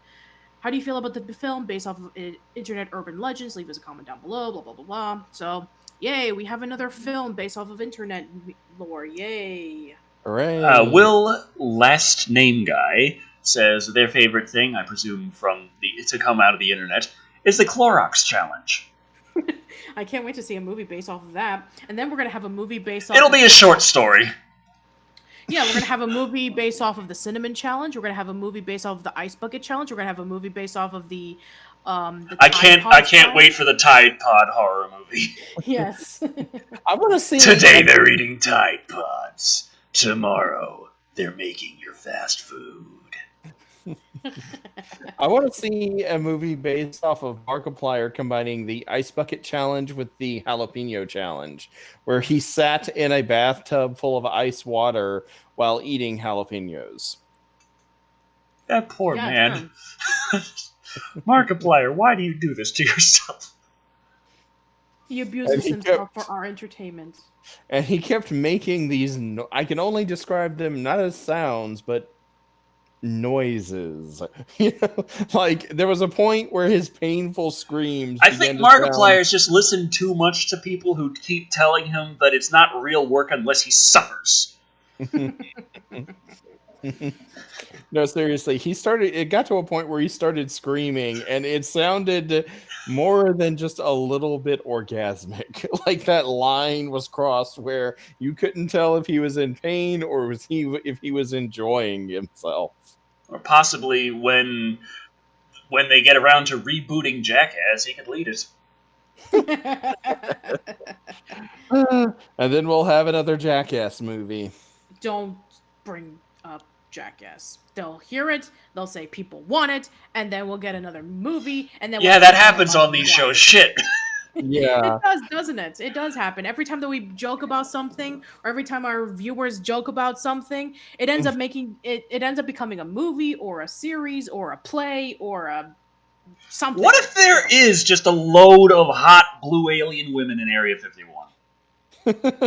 And they get Bud Light beer to prove their existence. Goddamn Bud Light. That's just no. They're gonna get the Bud Light and then they're gonna go right back to Area 51. Like screw it. The MREs were better. Poor Decker. Poor Decker. All right, let's talk about our next article. So, we have another sequel to a movie from over 30 years ago because people love that in our discussions, right? They're not going to be saying, "Oh, why are you doing it?" So here we go. We have a sequel to an 80s cult film. So I'm just going to bring up the article right now. Here we go. Okay, we're getting a sequel to The Last Starfighter because people wanted it apparently. Decker, it's your turn. In 1984, Alex Rogan was just a small-town boy with big-time dreams. But what do you think he's up to in 2019? Has he managed to rebuild the Star League? And did he manage to bring Zur to justice? We might finally get answers to those questions soon because a sequel to The Last Starfighter is in the works. Writer Gary Whitta, who co-developed the story for Rogue One, posted on Twitter that he's working as writer and producer on a sequel 35 years in the making.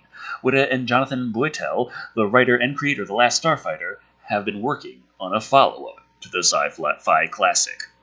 Lots of people reacted and they had no idea I've been working on a sequel to The Last Starfighter. Yep, writing and producing it with original writer/creator John Boytel. Check out some of the concept art posted last year. All right, I'm going to click on it right now, and I'll give you a click. There we go. Yeah. There we go. That's better. Huh. Those TIE fighters look actually like bow ties. They're bow tie fighters. Bow tie fighters. Yes. Okay, here's another one. All right. Wow, airport security has gotten really lax in the future. Just walk up to your little rocket and boom, there you go. Mm-hmm. All right. Oh, good. They're going to the beach resort.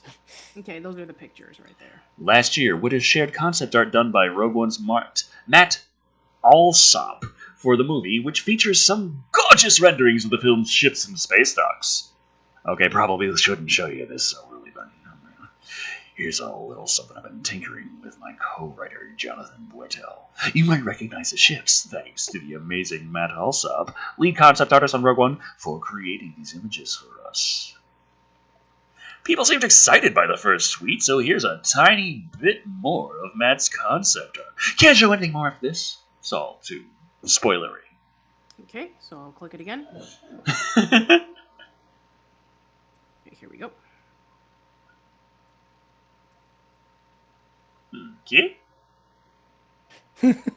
It's like this. I'm seeing the person on top. I'm like, this is the entrance to the restaurant, right? I'm just saying, like, his a little trailer and some rundown cars and the spaceship right over there, the guy running on the roof. I'm thinking this is a screenshot from the next Grand Theft Auto. Sure. Okay. And one more. Okay. It just... He shouldn't have got his license out of a video game, is what I'm saying. Yeah. It's like, I told you to turn left. Now look what you did to my car. I don't know what the hell the difference is between starboard and port! All right. There we go.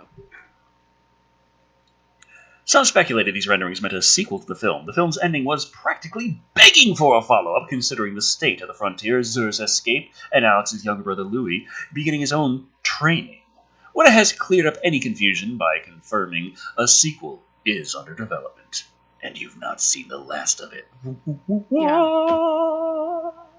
There have actually been rumors about this for...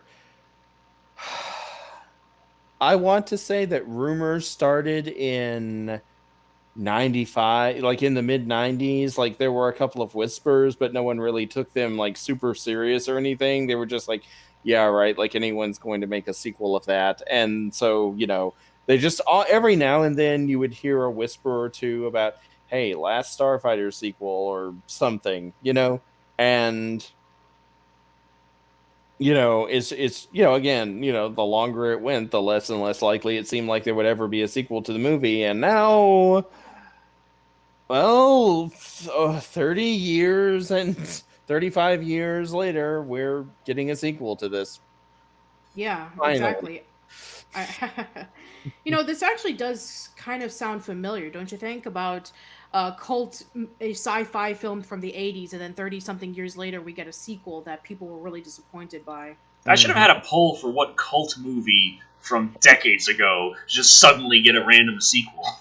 Considering that we're live and wired and we cover reboots and sequels all the time, that's probably going to be in our next episode. I was going to say, why don't we make that just get it set up ahead of time so maybe next episode will go smoothly. Who knows?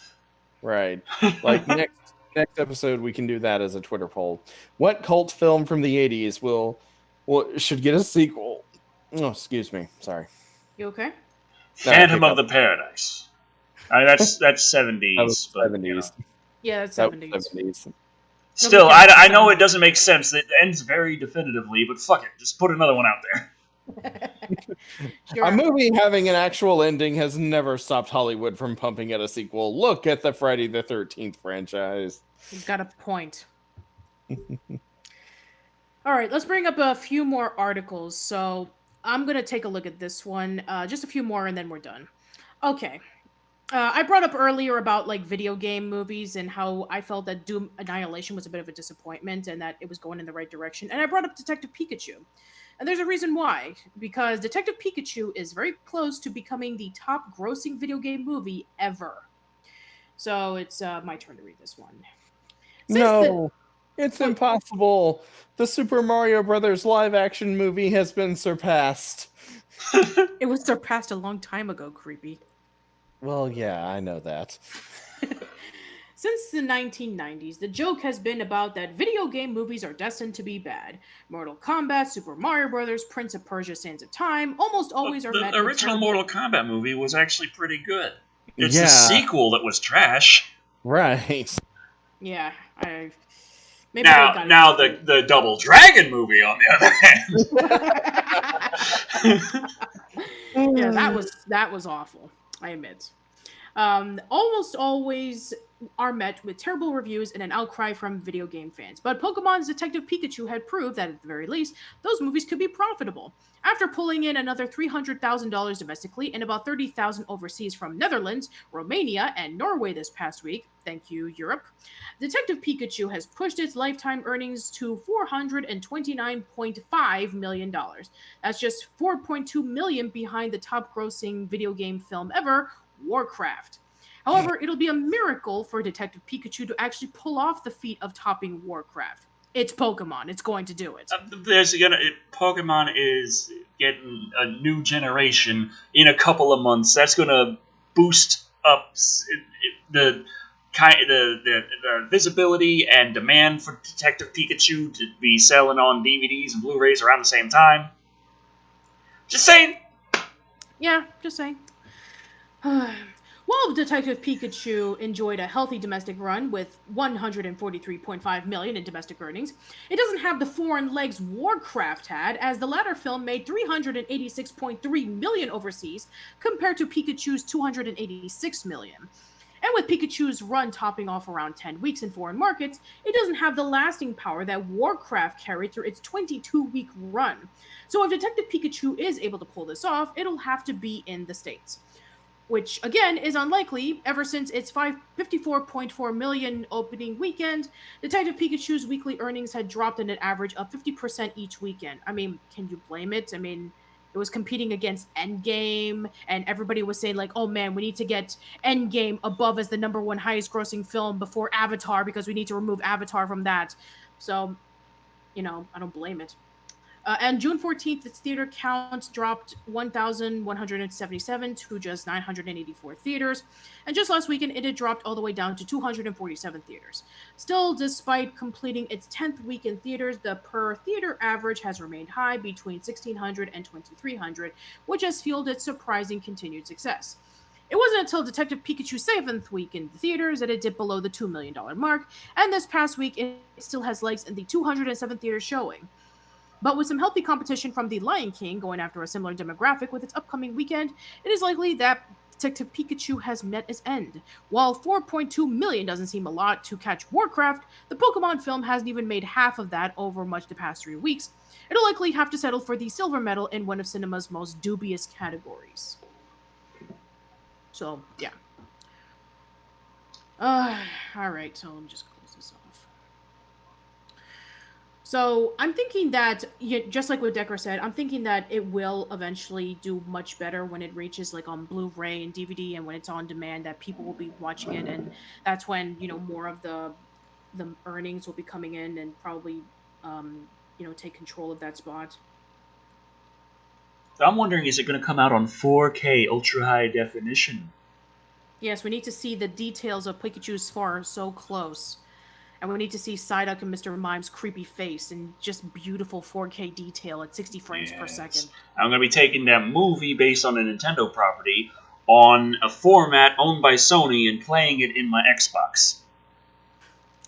That's all we want in life, people. That's all we want in life. All right. I'm going to bring up something else. Oh, wow. Okay, there we go. Okay, remember the last time that we were on Live and Wire, we actually discussed about how there was talks of the X-Men animated series being possibly brought back. And there actually is a bit of an update with that. We have somebody who reimagined it in the form of like pictures, and the person who did that... Real quick, Lone Dragon says,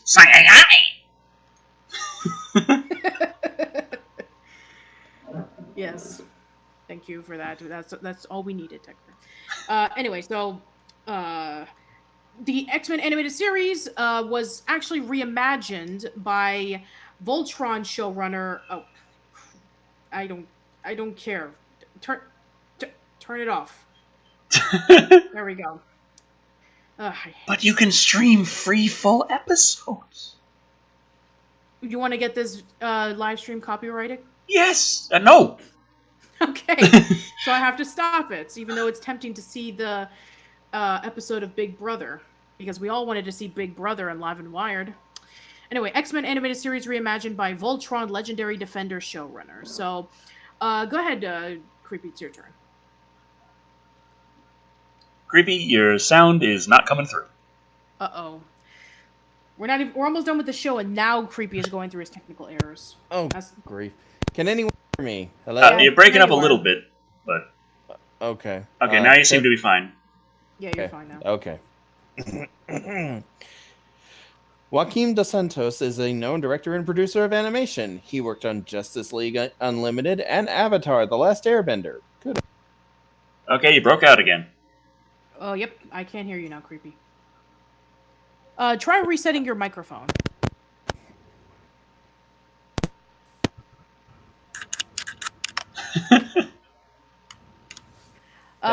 Anyway, let's see. We'll just have to wait until Creepy's back on track.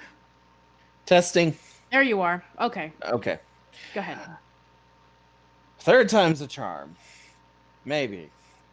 Joaquim Dos Santos is a known director and producer of animation. He worked on Justice League Unlimited and Avatar: The Last Airbender. Yay!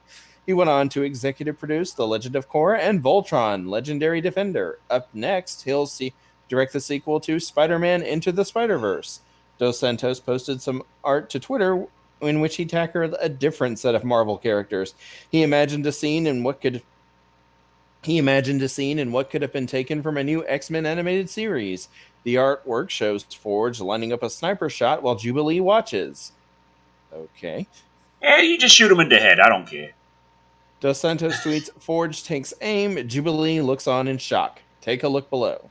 Okay, so let's... Okay, maybe she does care. Okay, there we go. Wow. Damn. All right. There you go. Either that or Jubilee was about to sneeze. I'm not sure. Sure. All right, there you go, Creepy. The Walt Disney Company purchased 20th Century Fox earlier this year. We had a very long discussion about that. Reports suggested that the team behind X-Men the Animated Series pitched a revival to Disney. The one thing we'd like to do more than anything is to continue where we left off, director Larry Houston said. If the revival doesn't take shape, fans would be eager to see a new take on the X-Men in animation. One would be in good hands with someone with a track record like Dos Santos is behind it. like Dos Santos is behind. Anyway, X-Men the Animated Series ran for 5 seasons in the 1990s. In 2017, around the show's 25th anniversary, showrunner Eric Lewald imagined what a 6th season might have been like. Yeah, I think we already talked about that. Right. I honestly never thought about it for all these years, but now you mention it, an idea for a season just came to me. The 5-season series ended with a dying Xavier being whisked away to space by Lilandra, where she can maintain his fragile body, but where it seems he will be gone forever from his beloved X-Men. It's like a death, Lewald began. Season 6 could open months later with the X-Men in disarray. A few gone, the ones remaining at each other's throats, like they do. They miss their leader. Then somehow they are called to and transported to an existential crisis on Lilandra's distant world. The team grudgingly reunites for Charles heads off into space, solves the crisis, and a somehow healed Charles Xavier is either able to return to Earth with them, or if he can't, his heroic final sacrifice heals the team's wounds and they return to Earth as the proper X-Men again. Would you like to see X-Men the Animated Series revived, or would you prefer a new take by someone like Dos Santos? Let us know in the comments. Yeah, so basically, I'm actually curious about what you guys think of it. X-Men? Creepy. Why don't you give us some foresight into this? I am a bit conflicted. Like, I do like the idea of continuing the X-Men animated series a lot. I'm not sure I like that particular. I'm not sure how I feel about that particular take on it, but I do overall love the idea of there being, a new pick instead of just rebooting the franchise again, bringing a beloved classic back and showing, what happened after the final episode. Okay. Yeah, that seems to be so fair. I'm more in favor of it than not. Sure. That does make a lot of sense. Mm-hmm.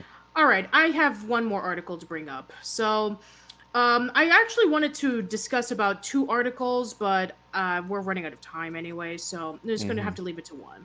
But I will explain on 2 things. So, Sam Raimi. Daniel DB631 says, excuse me, it would be X-People. Thank you very much.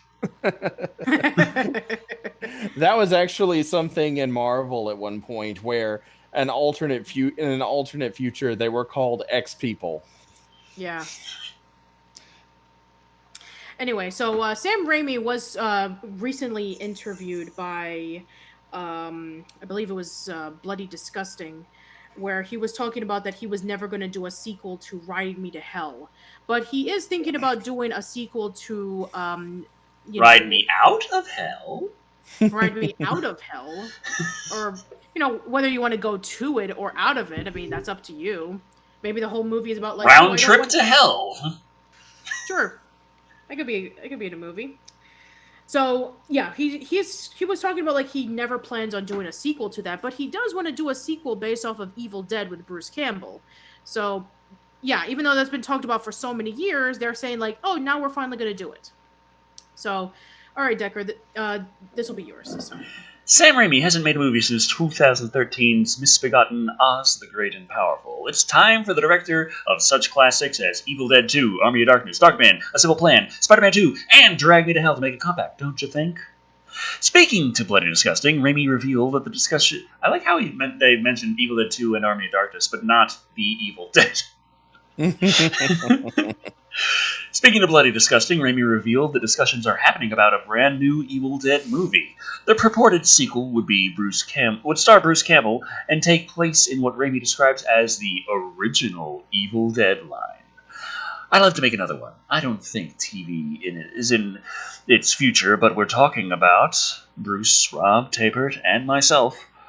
1 or 2 different ways to go to the next movie, Raimi said. We'd like to make another Evil Dead feature, and in fact, we're working on some ideas right now. He concluded, so, I think you may see some action in the Evil Dead movie in the next 6 months.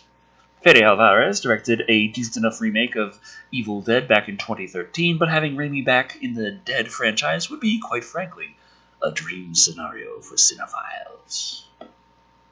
Yeah. So I'm actually curious because the last time that we did an episode on Bruce Campbell and Evil Dead, he had mentioned that as soon as the Ash versus the Evil Dead series was over and it was canceled, he said he was never going to play Bruce Campbell ever again.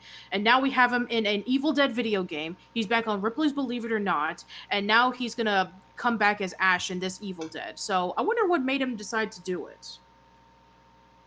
And please don't say money. Finances? Damn it. Daniel DB631 says old enough to be Evil Dad. Oh great. Now we're gonna put in Kratos into this, right?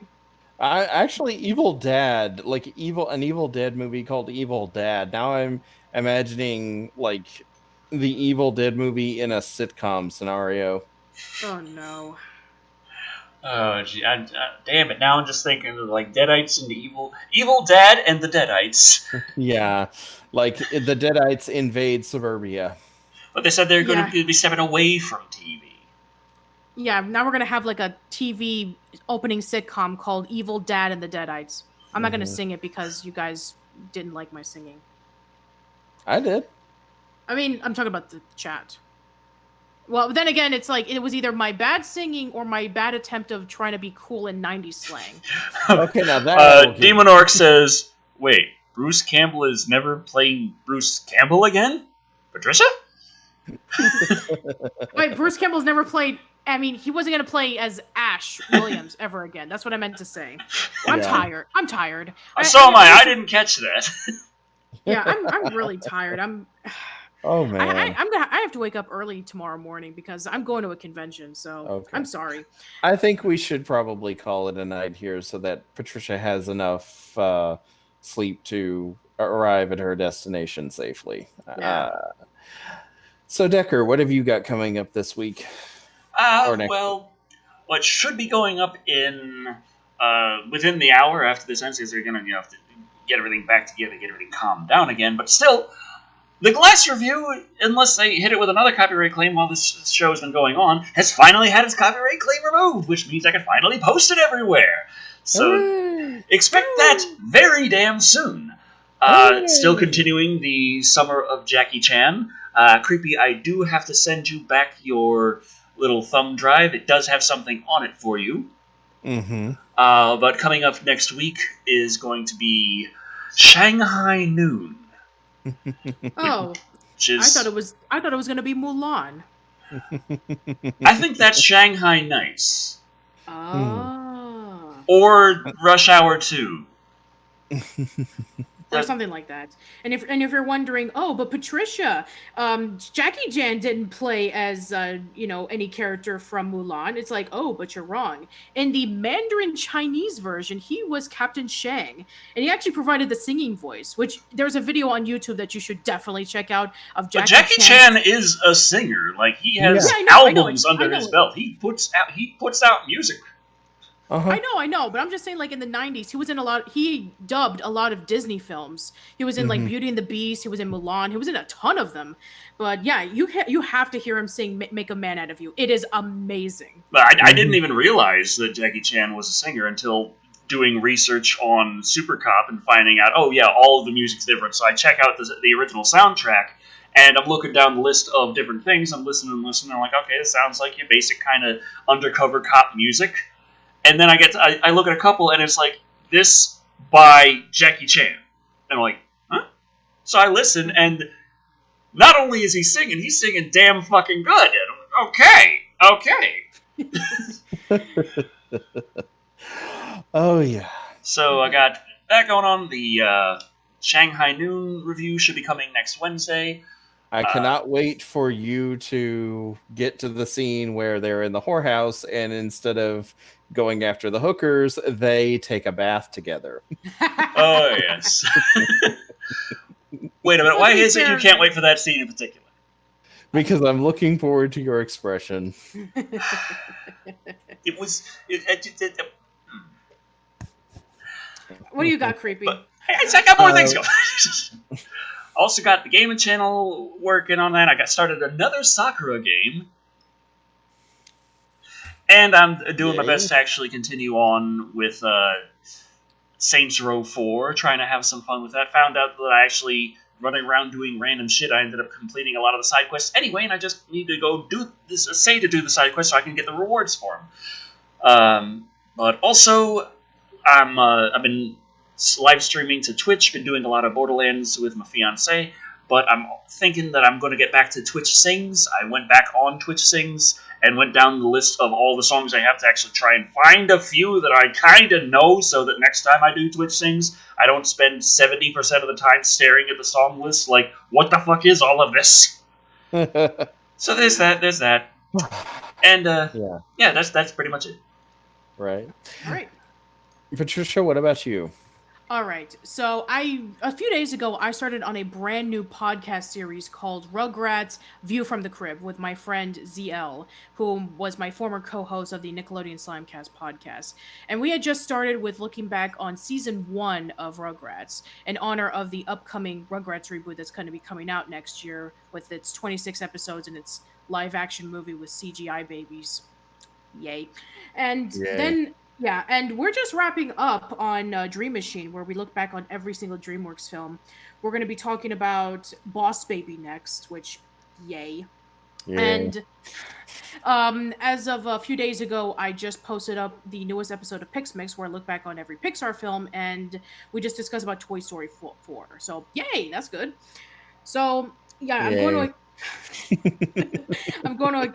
But yeah, I still have some other stuff to do. I need to edit an episode of Casual Chats involving with the E.B. White adaptation trilogy, which is Stuart Little, Charlotte's Web, and Trumpet of the Swan, because it was recently E.B. White's 120th birthday, well, the celebration of it. And also, let me see if I can think of anything. Oh yeah, that's right, the convention. So I'm going over to Humacon tomorrow. And if any of you guys are going to be getting over to Humacon, which is in the Von Braun Center in Huntsville, Alabama, then I will be there, and I hope to see some of you if you are going to that. So, yeah, that's it for me.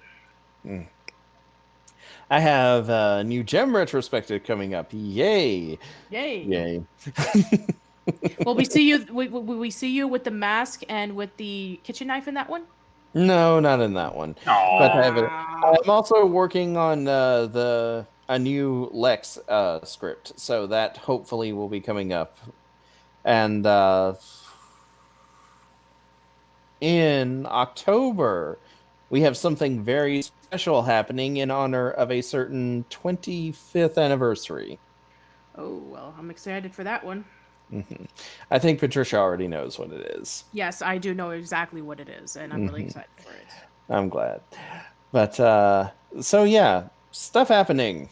Yay! So, I think we're done for tonight. Yeah. Patricia has to go turn into a pumpkin so she can be at make her convention appearance on time, so... Okay. Thank you all for watching and listening. And I have been Decker Shadow. I have been Patricia. And I have been that long-haired creepy guy. And remember, you can reboot anything. And just because you can doesn't mean you should. Next time on Live and Wire, a reboot where Decker will be played by Weird Al Yankovic and Creepy will be played by Kevin Smith. Kevin Smith, there you go. And I'll be Melissa McCarthy. So stay tuned for that reboot coming out in 2030. But in the meantime, enjoy us while we're still around. Good night, everybody. See you all next time, everybody. Good night.